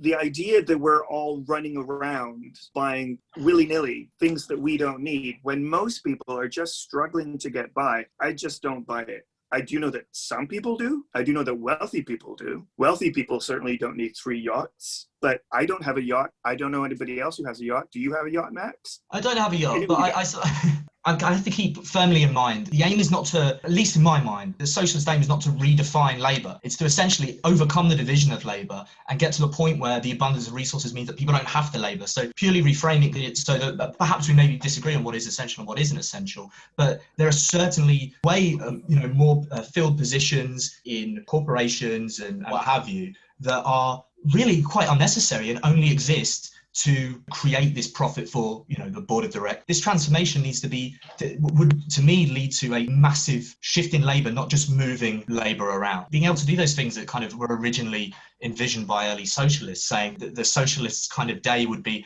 perhaps getting to the garden, getting to the library, playing sport, doing whatever the hell they want, engaging in different sorts of areas of labour rather than merely going to a factory and producing an eco-friendly commodity. I think it's going to take a very, very, very long time for us to develop Star Trek style replicator machines that produce anything that we want, snap of our fingers, without anybody having to go into factory. I'm not being facetious here. I do one day want us to be able to do that. I want us as a society to have a goal of steadily advancing the weekend. But right now, I think we can probably go for a few days, then maybe in a few decades' time, a 4-day weekend. But over time, still delivering the same high standard of living to people. But we can't just snap our fingers and imagine that come the glorious day of the revolution, that there will be no more factories and we will still have dialysis machines in hospitals. There will be a long time to come where millions, billions of people will still need to go down mines, to still need to go into factories. Because I really liked your use of Sylvia Pankhurst. And I do really like Sylvia Pankhurst's writing on socialism. She's great, yeah.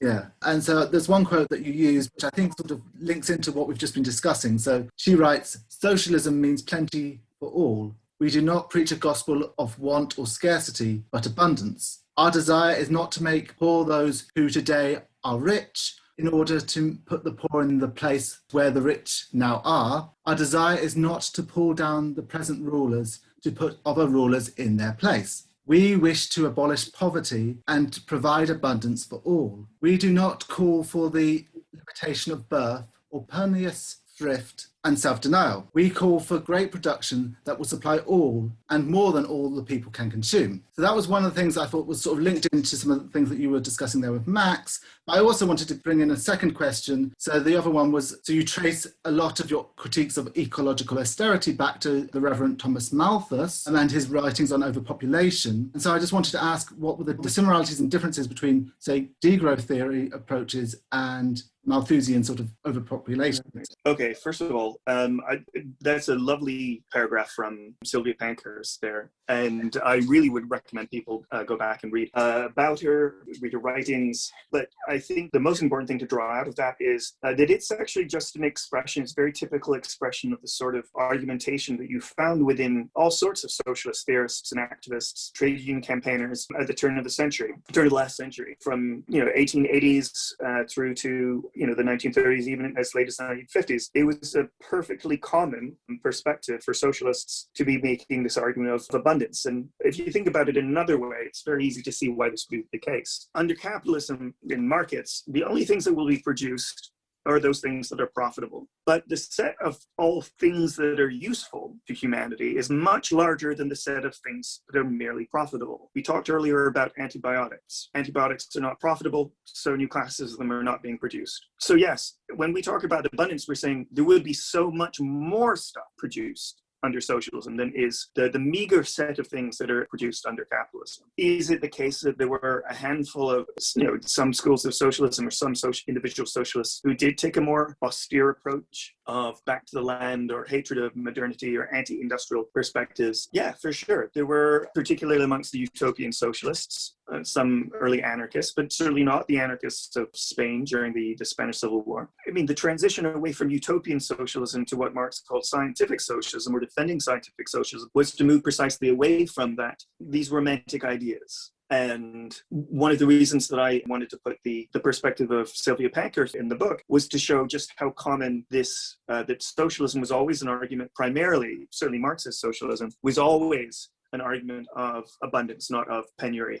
of thrift, of being hair-shirted, of asking workers to consume less. With respect to the question around degrowth and Malthusianism and overpopulation, the degrowthers, first thing I would say is that in general, in the English language, we use the word Malthusian to describe any political philosophy that calls for limits to growth, whether limits to growth of the population or limits to growth of the economy. That's just the term that we use. So at a very superficial level, degrowthists are Malthusians. On a more profound level, they're still Malthusians, expressly in the sense of concerns around overpopulation. It doesn't seem obvious at first glance why that might be the case. But so let's give the degrowthists their perfect world, their imagined world, an egalitarian world where all wealth is shared equally amongst all 7 billion humans. And at that point, we say this much and no more. There will never again be any economic growth. There will be no new wealth produced. Everybody, we have enough. We don't need any more stuff. We just want this. And it's divided perfectly equally amongst everybody.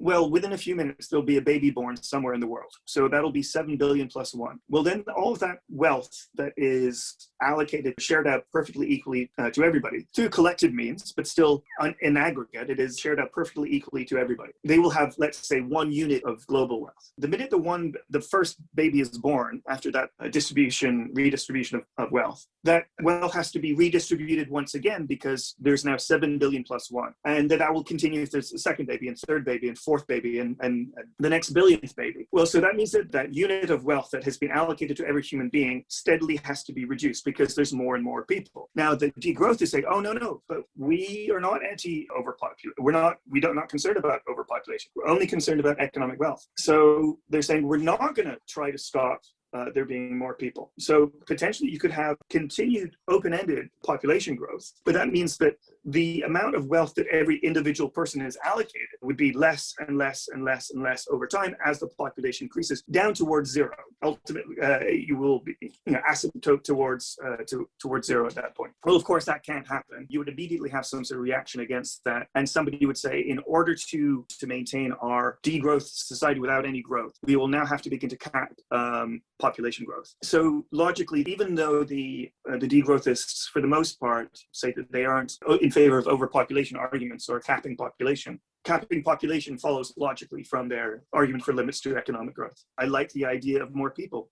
It's more humans making more music, discovering more science, doing more theater, solving more problems, making life better for everybody else. More humans is good. I think it's also worth pointing out that you make a distinction between growth and GDP. Yes, absolutely. Oh yeah, no, I'm talking about I think GDP is a terrible metric for measuring the wealth of society and health of society. I use the term wealth or value in a sort of a more Marxist sense in creation of new utility to humans, genuine utility, not what's profitable. I mean, you could go in another direction. If you are saying that we have allocated everything to society, we don't need any more. What happens if a scientist or a doctor, clinician discovers some new drug that cures Alzheimer's? But we've already decided we have enough already. We don't need any more stuff. Are we going to say we're not going to produce? There's two options. One, we could say we're not going to produce that wonderful Alzheimer's drug that eliminates Alzheimer's, and people will get old and lose their marbles. We're just going to accept that because to produce that drug would be adding new value to society. There would be an increase in economic growth, and we decided we can't have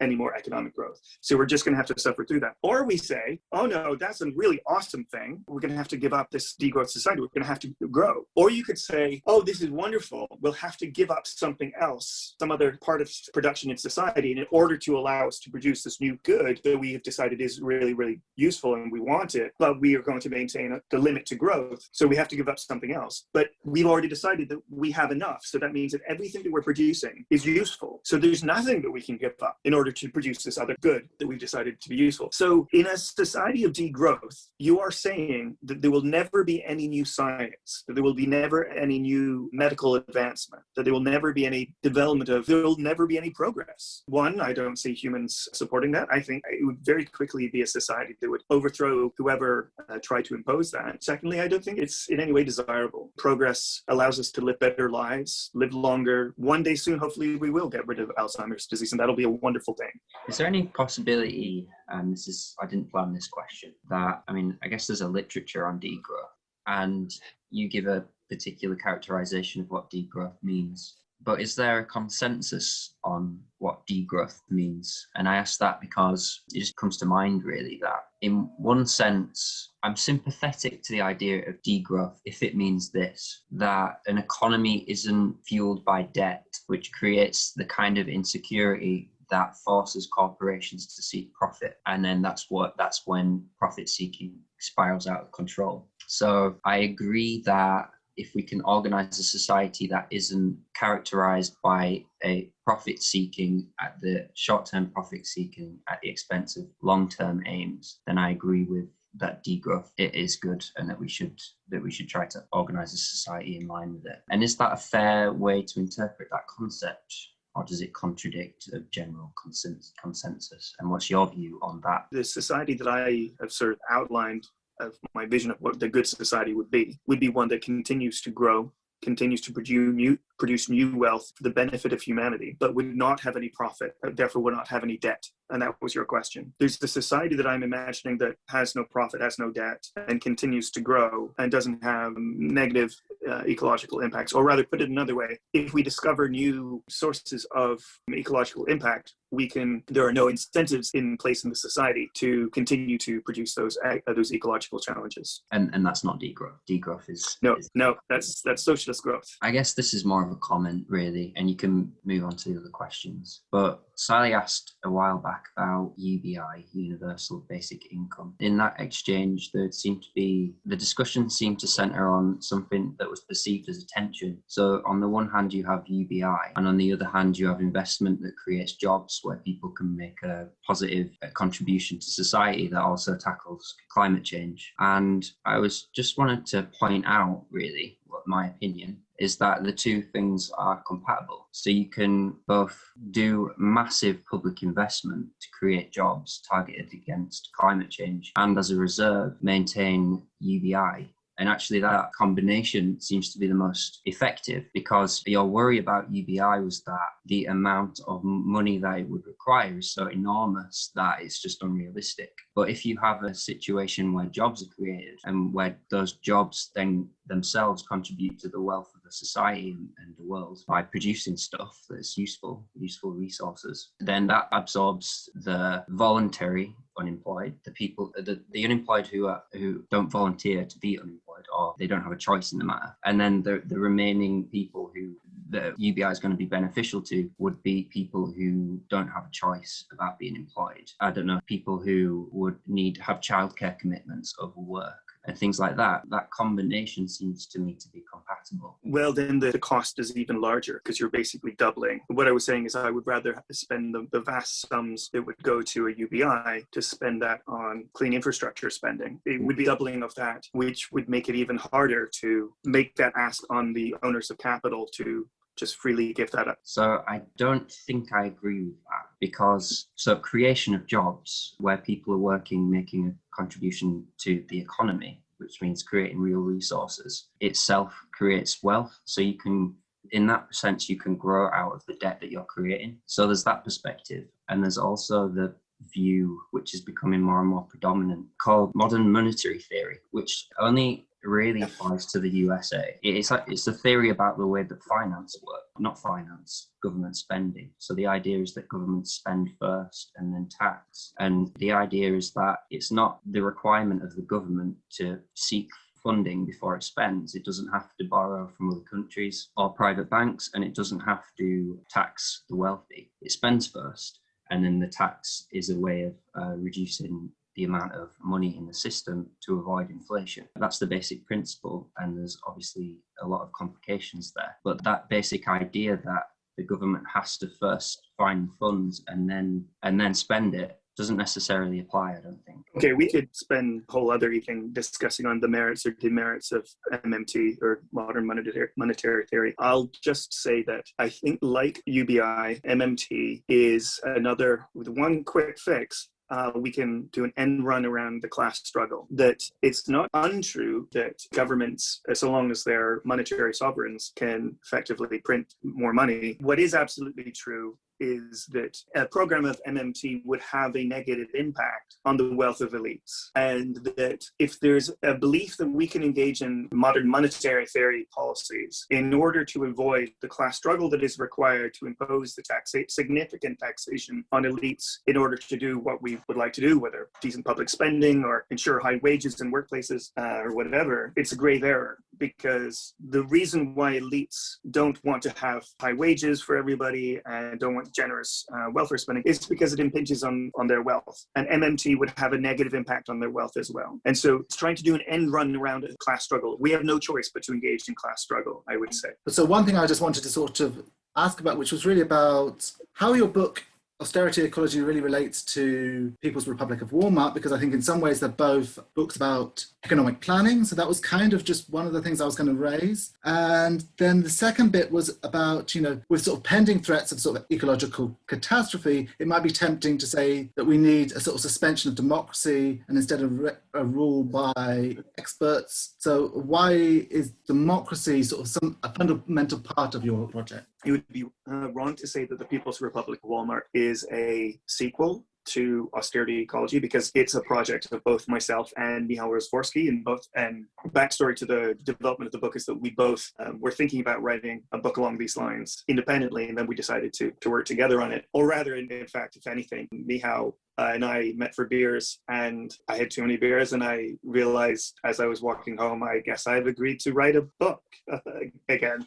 So we'd be wrong to say that it is strictly speaking a sequel, because it's because Michał didn't write the first book. But insofar as there is a conversation within the book Austerity Ecology about how the solution to ecological crises is not degrowth or eco-austerity or anti-consumerism or retreat from modernity, but instead is economic planning. I mean, this is the argument that I make in it, is that we solve ecological crises through economic planning, through intervening against the market or against the normal imperatives of incentives in the market. And when the book came out, a lot of people said, okay, so if the solution is economic planning, what's your vision of economic planning? And so the second book is just about the history of the economic calculation debate and about economic planning stricto sensu. In the final chapter, I think it's either the last chapter or the last one chapter in the People's Republic of Walmart, we talk about planning the good Anthropocene. So we do, at least in broad strokes, talk about how if we are to engage in this colossal build out of clean energy infrastructure, the market's not going to do it of its own devices. It will require economic planning on a scale not seen since the New Deal in the United States in the 1930s, if anything on a much broader scale than that. And when we were writing, there was still some discussion about a Green New Deal, but it hadn't become a huge thing the way that it did sort of last year with Alexandria Ocasio-Cortez in the United States. But that's broadly what our vision is, that it would be a sort of global Green New Deal. And what's interesting is that you have seen in sort of like the New Left Review and a few other locations that there is this debate between the advocates of a Green New Deal and the advocates of degrowth. There are some degrowthers who support a Green New Deal, but there's an unrecognized contradiction there, because this vast build out of clean energy infrastructure would produce massive economic growth. So you can't have a Green New Deal without economic growth. Now, some people get around this by saying, oh, but that would be the last time we ever have economic growth. Well, you're cheating there, because I thought your argument was that economic growth is the cause of ecological problems. If it's the cause of ecological problems, then you can't have any new economic growth. If you can have economic growth that doesn't cause ecological problems and actually solves them, then it follows that economic growth doesn't necessarily cause ecological problems, which is the argument that I'm making. Oh, democracy. The vision of socialism has always been the extension of democratic decision-making beyond just the political realm to the entirety of the economy. That is to say, nothing about me without me. That if something affects me, I get to have a say about that thing. And in contemporary capitalist society, we make this sharp division between the economic decision-making, which is done by private actors, and we have no democratic say over that. And then political decision-making, where in Western society, since over the last 300 years, we still slowly developed parliamentary democracy of greater or lesser extent. Obviously, in the UK, you still have the House of Lords and the Queen. But, the socialist argument has always been that, well, why is there this separation between economic decision-making and political decision-making? Both should be subjected to democratic accountability. or democratic control. Democracy has always been it's the beating heart, it's the center of socialism. It's not socialism plus democracy. That's what socialism is. It's going and saying to the liberals, classical liberals from the 17th century and 18th century, and saying, you're only talking about democracy within a very limited area, and that contradictory in terms of your wonderful liberal ideals of civil liberties and democracy and so on and so forth, because it's undermined if you have this vast inequality in wealth. The wealthy begin to dominate society. Decisions are made that undermine people's well-being and undermine their civil liberties, and they have no say in that. Therefore, we have to extend democracy to everything. That's a shaggy dog story of why democracy is so important. But then it follows something follows from this, that if we come across a strategy for solving ecological problems that is not democratic, then we're undermining the very purpose of what we're doing, which is to extend democracy to everybody into all aspects of society. So you have examples of yes, James Lovelock, thank you very much, who I think just turned 100 years old. It's amazing he's still with us, developer of the Gaia theory. So he's famously articulated that he thinks that the climate crisis is so severe that what we need is a global dictator to just impose radical emissions reductions. He doesn't say exactly how that's going to happen or how that might happen, but I would say that undermines the very purpose of what we're trying to achieve. This is one of my main criticisms of Extinction Rebellion, is that their argumentation for a citizens' assembly to take the place of parliament, to come together and make the decisions about what is necessary to be done in order to eliminate greenhouse gas emissions and to solve other environmental crises such as biodiversity loss. The reason that they're articulating this is because parliament hasn't done what they wanted to be done. So they're going to go through this other process of a citizens' assembly. Now, I'm not necessarily opposed to constituent assemblies where the entirety of a society says, let's come together and elect delegates to an assembly to refound our society or to establish a new constitution or something like that. One of the problems with the European Union's proposed constitution about 15 years ago was that there was no constituent assembly. There was no process of European citizens coming together and deciding, okay, well, what will the constitution be for Europe? Instead, it was just diplomats and lobbyists and business elites deciding for themselves and then submitting it to referenda in some states. So I'm certainly in favor of a constituent assembly for something like the founding of the Constitution. But if we're talking about a citizens' assembly in order to do an end run around a democratically elected parliament that just hasn't done what you wanted it to do yet, I think that's deeply undemocratic. That's dictatorial. I agree that the British Parliament has not done what I would like to be done with respect to a radical reduction in emissions and to develop the industrial policies, to develop the technologies to allow those radical reductions. But tough. So win those elections so that they do. You don't get to do you don't get a dictatorship. You don't get to do an end run around elections and just to impose your will. That's deeply undemocratic, and it fundamentally undermines the purpose of what we're trying to do here. Ecological crises are caused as a result of the private decision-making of economic elites. That is to say, something that affects me, but I'm not party to the decision-making about that. I need to be part of the decision-making about that. Well, Extinction Rebellion in this case is now proposing another process by which democracy is overridden by some other process. You can't solve a lack of democracy by undermining democracy. I wanted to ask a general questions, but I will start by saying that I think there is a difference between the way the society is organized, capitalism. I mean, we know that how much we produce and how it's produced is two different questions. So capitalism is organized with, we know, the means of production being owned by the minority, and the workers don't have the means of production. So the society is producing itself or reproducing itself through the workers, but the workers do not own the means of production. So it's the minority of capitalists, and the capitalists follow the forces of the market, which is profit, yeah?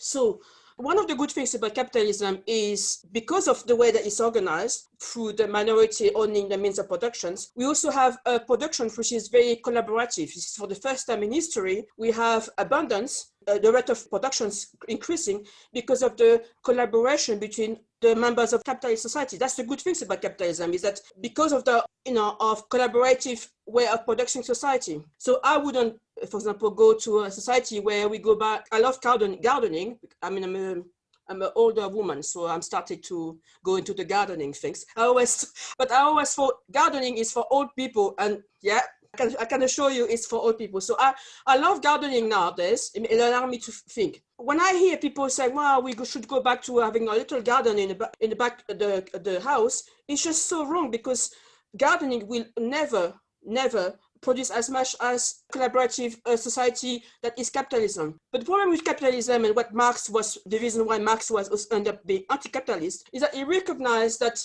because of the way the society is organized through the means of productions, there is the social relations between workers is not done between workers, it's through the commodities. And so basically capitalism is end up being a barrier to human development. So you're talking about how things are produced and whether we are produced for, I'm not going to do a speech actually, I don't want to do a big speech. The problem with capitalism is a barrier to human developments and it's a barrier to individual developments. And it's organized, it's not because we produce too much, it's because we produce according to the profit instead of what human beings need, yes?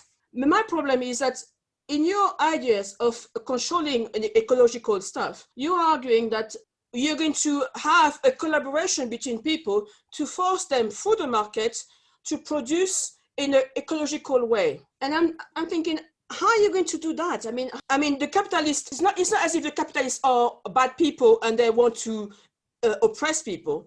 They're following, the market is what is forces. So it's irrational forces of productions. So how are you going to force the capitalists to produce something that is not profitable when it is about profit? Yeah.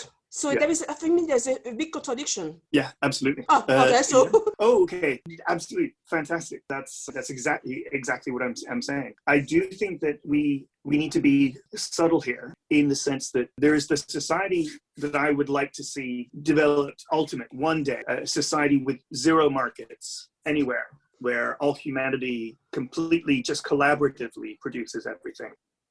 I don't believe, and this is where I may disagree with some other socialists, I believe that it will take many generations for us to get there. Even though I'm a democratic socialist who would love to see a society free of all markets, completely democratically run, where the entire economy is democratically run, I recognize that between now and the glorious day of that world, there needs to be social democratic advance as well. So even though I have a vision of a much more advanced socialist society than, say, Bernie Sanders, I will still campaign for Bernie Sanders if I were American. Or in Canada, the equivalent of our Social Democratic Party here, I'll go knock on doors, I'll hand out leaflets, I'll vote for the New Democratic Party here. This is our Labour Party, our Parti Socialist, or SPD, because I do think that it's important to build socialist institutions even within capitalism. So regulation, industrial policy, public healthcare, public education, the more that we can strengthen these things, the more that we are building socialist institutions. The idea that we can have just capitalism, and then suddenly one day there's a revolution, and then the next day everything is perfectly socialist is not realistic. You have to build the scaffolding, the infrastructure, the architecture of socialism on the way to building full socialism. Now, there are other people who are more revolutionary socialists than I am. I probably was along that line many years ago. I probably have more social democratic leanings these days than I used to, simply because between now and the glorious day, I would like to see things improved. And I see how the existence of things like the NHS in the UK have improved people's lives radically without waiting for a socialist revolution. That doesn't mean I'm not opposed to a socialist revolution. If one happened, that'd be awesome.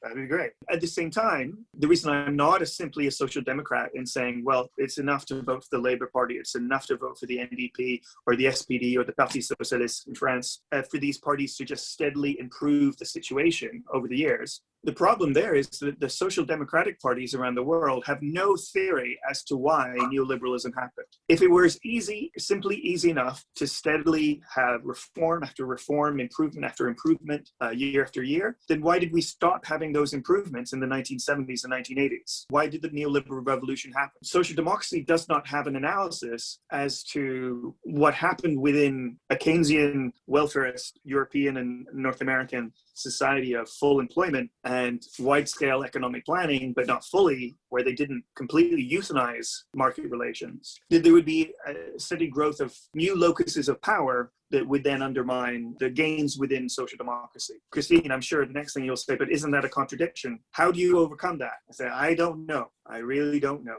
I wish I did know. I'm going to be fighting both for this perfect not perfect, because I think perfect society is probably a misnomer, but I fully realize democratic socialism one day. And also on a day-to-day basis, I'm also going to be campaigning for more social democratic reforms in the meantime.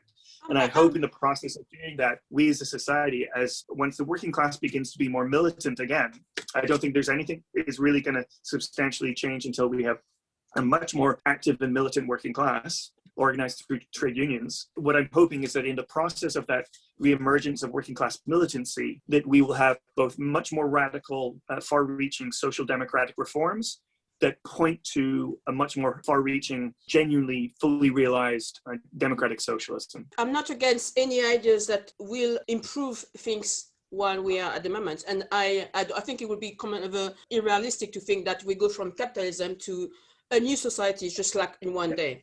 My problem is that the way we are organized, the way you actually contradicting yourself later on, because you're saying that there is no working class, but you still want, I imagine it's the state, organized working class, but you still want to have the state, because I imagine it's the state who's going to be forcing the capitalists to organize the productions in a more ecological way.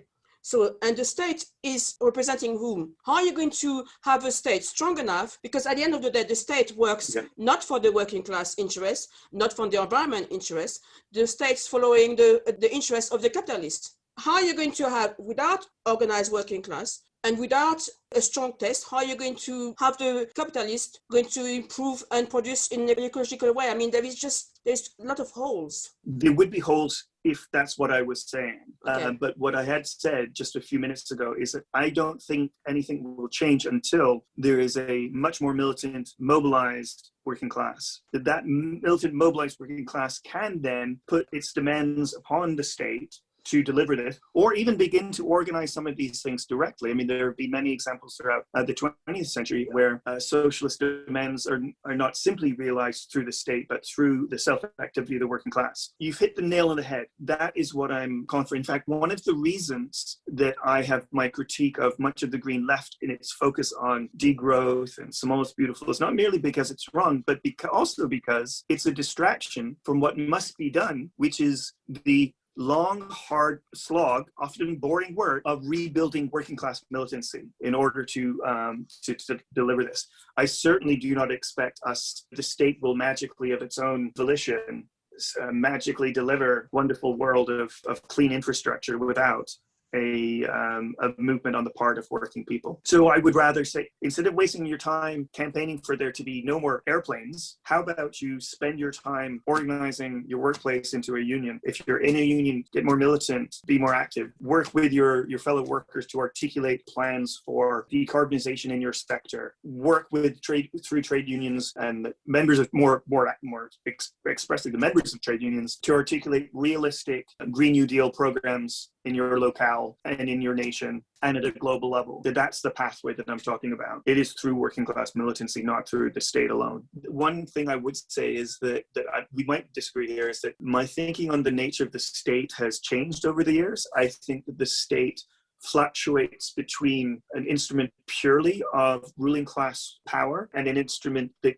can be not captured, but can be controlled in part by more popular forces, by the working classes. I would say that I think that the state in Western societies between roughly 1945 and 1975 was in part captured by working class forces, popular forces, bent the state more to our will in order to deliver public health care, public education, pensions, unemployment insurance. And then as a result of a direct attack on a working class organization in the 1970s and 1980s, where unions literally broken or laws that allowed them to organize were ripped up. And in many cases, in Britain, for example, they're physically beaten by the police and even sections of the armed forces. The unions were broken. The instruments of working class power actually broken by elites in the 70s and 80s. At that point, the working class, not dominance of the state, but certainly working class influence within the state was radically reduced. I see no way around rebuilding that influence on the state other than through a massive increase in the development of the militancy of the working class of the world. Yeah, but today it's not the state who is strong. That's why you have the problems of the big tech. The problems of the big tech or the monopoly is that it's in a reflection of how weak the states or even if you want to have the working class militancy and you want to somehow use the state, at the moment, the state is weak. And the people who have taken more direct political power are the big tech, the monopolies. That's the problem today. That's the difference between in the past, yes? In the society that we have economic power and you have the political power. And the political power, direct political power, was done by the state. Now you have more and more the economic power, the capitalists, taking more and more of the direct political power. International capital, yes, I agree with that. Yeah, this is at the very sort of forefront of what we do. And we need to be thinking through very carefully how we respond to this situation, because it's really hard, because the working class is primarily mobilized or organized, to the extent that it even is, on a nation-by-nation basis. We're not mobilizing on a transnational basis. If there's a strike in China, the ports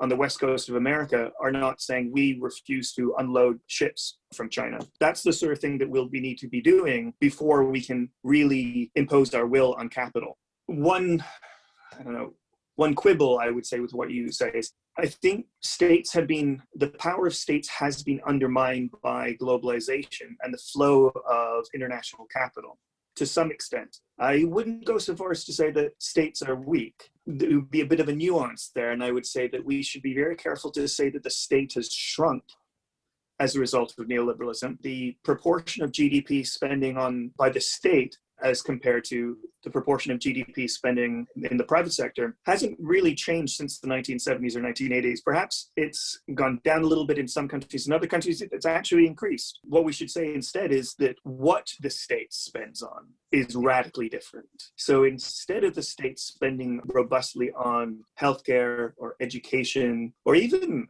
research and industrial policy to develop new industries, instead it is that spending has been outsourced to, it's still state spending, but it's now outsourced to consultancies and managerial consultancies and private provision of those same services, still paid for by the state. I mean, the NHS in the UK is a classic example of this, that even as less money was going into the provision of services to actual patients and more money was heading out to managerial private consultancies, telling managers within the NHS how they can introduce market reforms, spending on the NHS overall increased.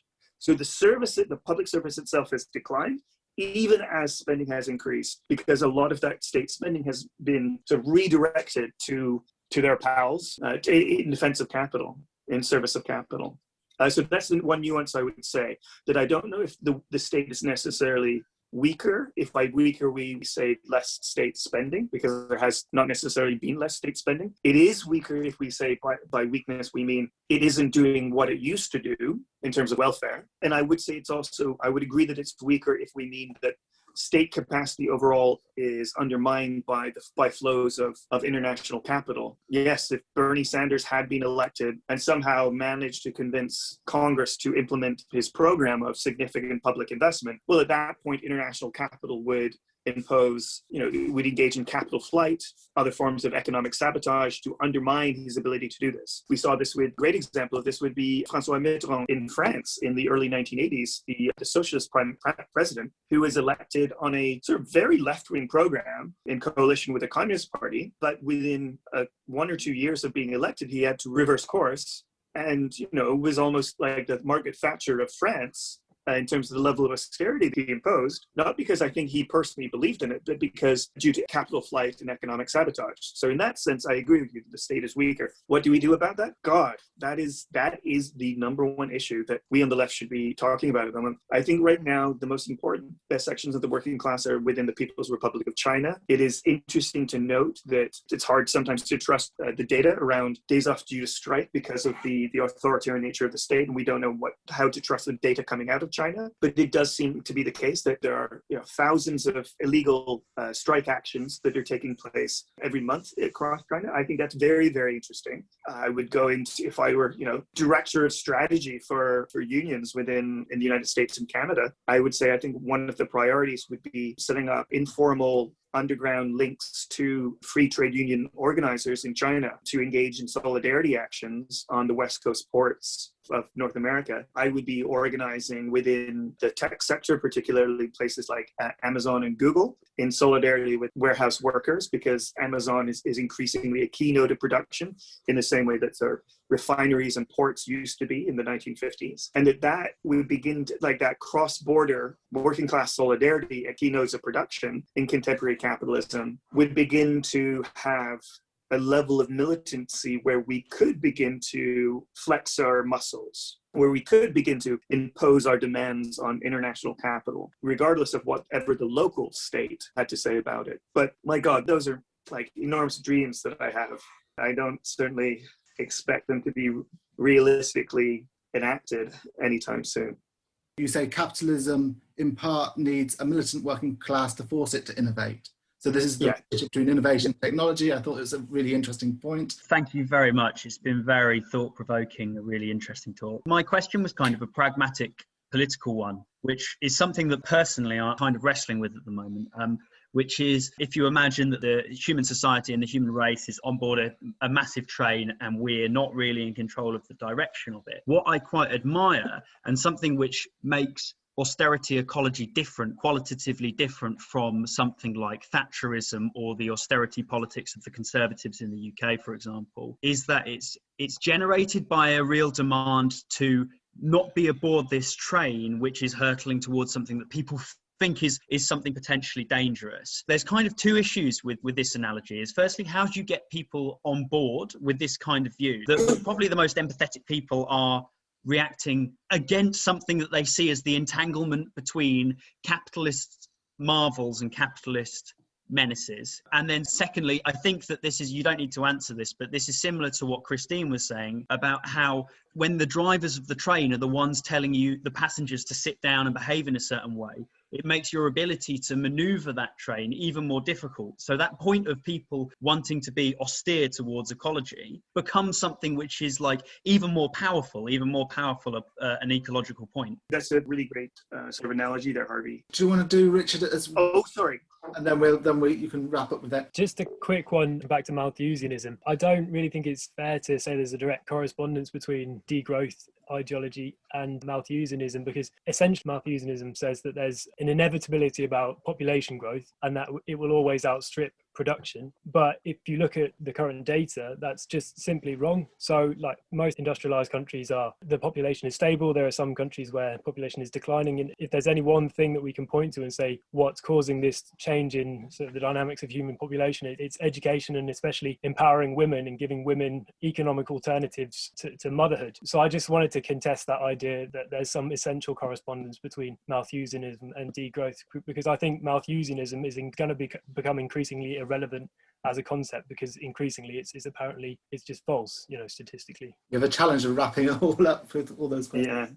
Yeah. So I think I'll start with Harvey. I think that what I don't want to get across is precisely because I'm very concerned about climate change, biodiversity loss, and associated ecological questions. And there are many questions that I made mention of nitrogen pollution, nutrient pollution, and that's something that a lot of the green left just isn't paying attention to, and yet it's a huge issue. There are a handful of other ones as well. There are ones like that they're worried about that I'm not particularly worried about. I'm not particularly worried about so-called plastic pollution. Other reasons I could talk about, never mind. I just don't think it's the issue that they think it is. But what I would say that's great about them is that they're concerned about the same issues that I'm concerned about. I think that's a wonderful thing, that we're living at a moment in history that people are concerned about issues that are global in scope, that people are thinking very, very deeply about ecosystems, about the Earth system. That's cool. That's awesome. And well done them for doing that. The problem is that they're completely cut off from the working class, or rather completely cut off from the bulk of the working class, because there's many people involved who happen to be workers themselves, but certainly the bulk of the working class. This train that they're on, hurtling towards doom and trying to stop that from happening and telling everybody to sit down. Now I'm sort of really bending the metaphor here, but it would be better if the passengers were driving that train, I guess was what I'm saying, rather than the green left. If you went into working class communities, if you just speak to trade unions at the moment, most trade unions have some really, really, really awesome ideas about how to build clean energy infrastructure while still having jobs for them. In fact, there'll be far more jobs. Yeah, no, this is something that I'm part of at the moment, yeah. So, a great example would be, I mean, right now there's this campaign called Stay Grounded. There's another one a few years ago called Plain Stupid. And these are groups that, activist groups, somewhat associated with Extinction Rebellion, sometimes not, but certainly along a sort of parallel track.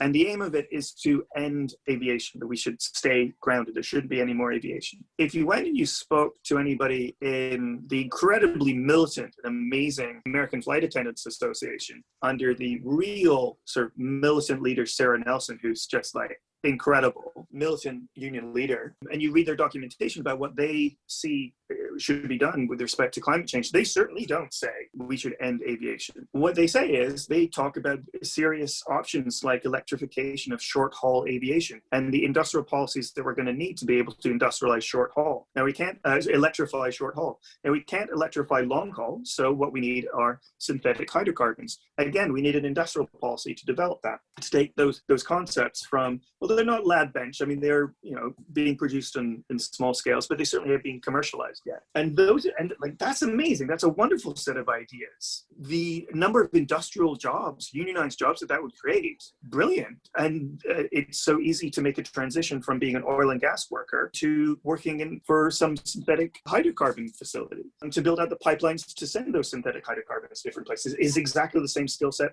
as a pipe fitter for a natural gas pipeline. So these are wonderful ideas. And we shouldn't be surprised that there are wonderful ideas about how to fix climate change within the working class at the forefront of fossil-intensive industries. Because as socialists, we say that there's all this amazing knowledge about how the world works, about how industry works, about how the economy works in ordinary people. We believe that every cook, in CLR James's famous phrasing, every cook can govern. Well, let's live up to that slogan and trust the fact that there is this amazing body of knowledge unrecognized by the bosses in the beating heart in every brain of working people in those sectors, and ask them, okay, what should we do? These are great solutions. What's interesting is when climate activists do that the package that is put together in Green New Deal proposals is very different from the Green New Deal proposals that are put together by activists who have never gone and spoken to trade unions, or if they have spoken to trade unions, it'll be maybe like a public sector trade union that doesn't really have any knowledge of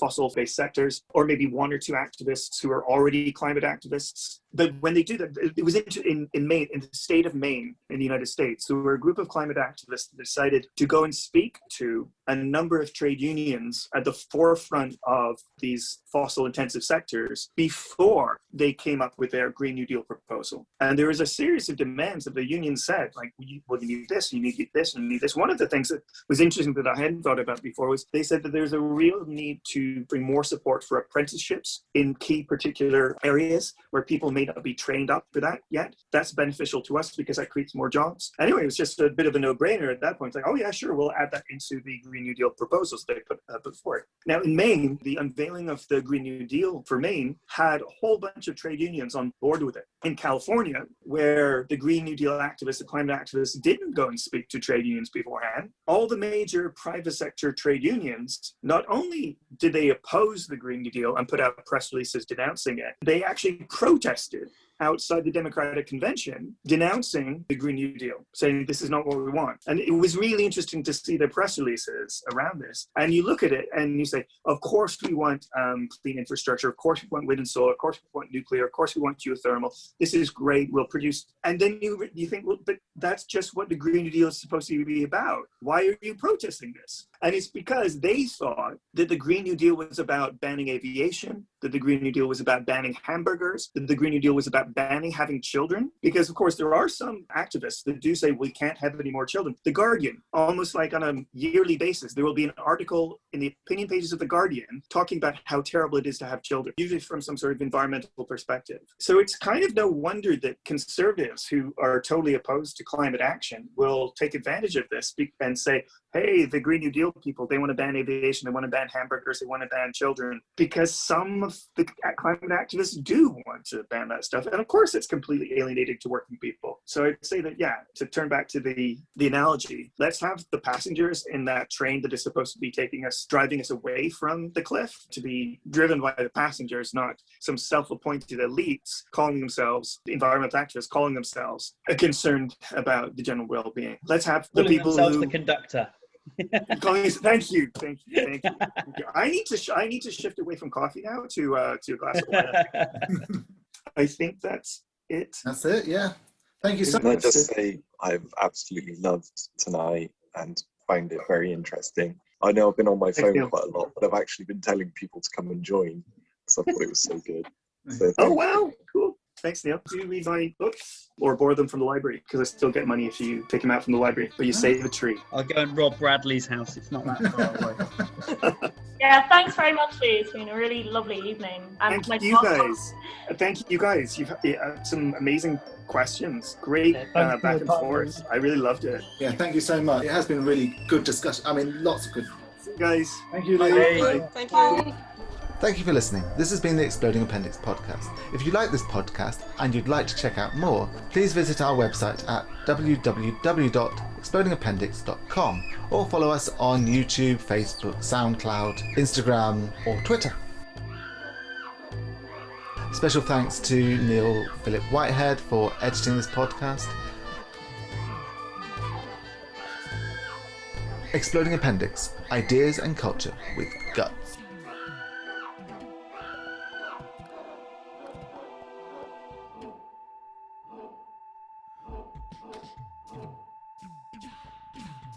One eye is brown, the other eye is brown. I am a fish, I swim around. You say I am lost, I disagree. The map has changed, and with it, me. Gliding through the seaweed, what strange things I see below. Cars are waiting, windshields wiping, nowhere left to go. Oh, the ice caps are melting. Oh, oh, oh, oh. Oh, the world is drowning. Oh, oh, oh, oh. The ice caps are melting.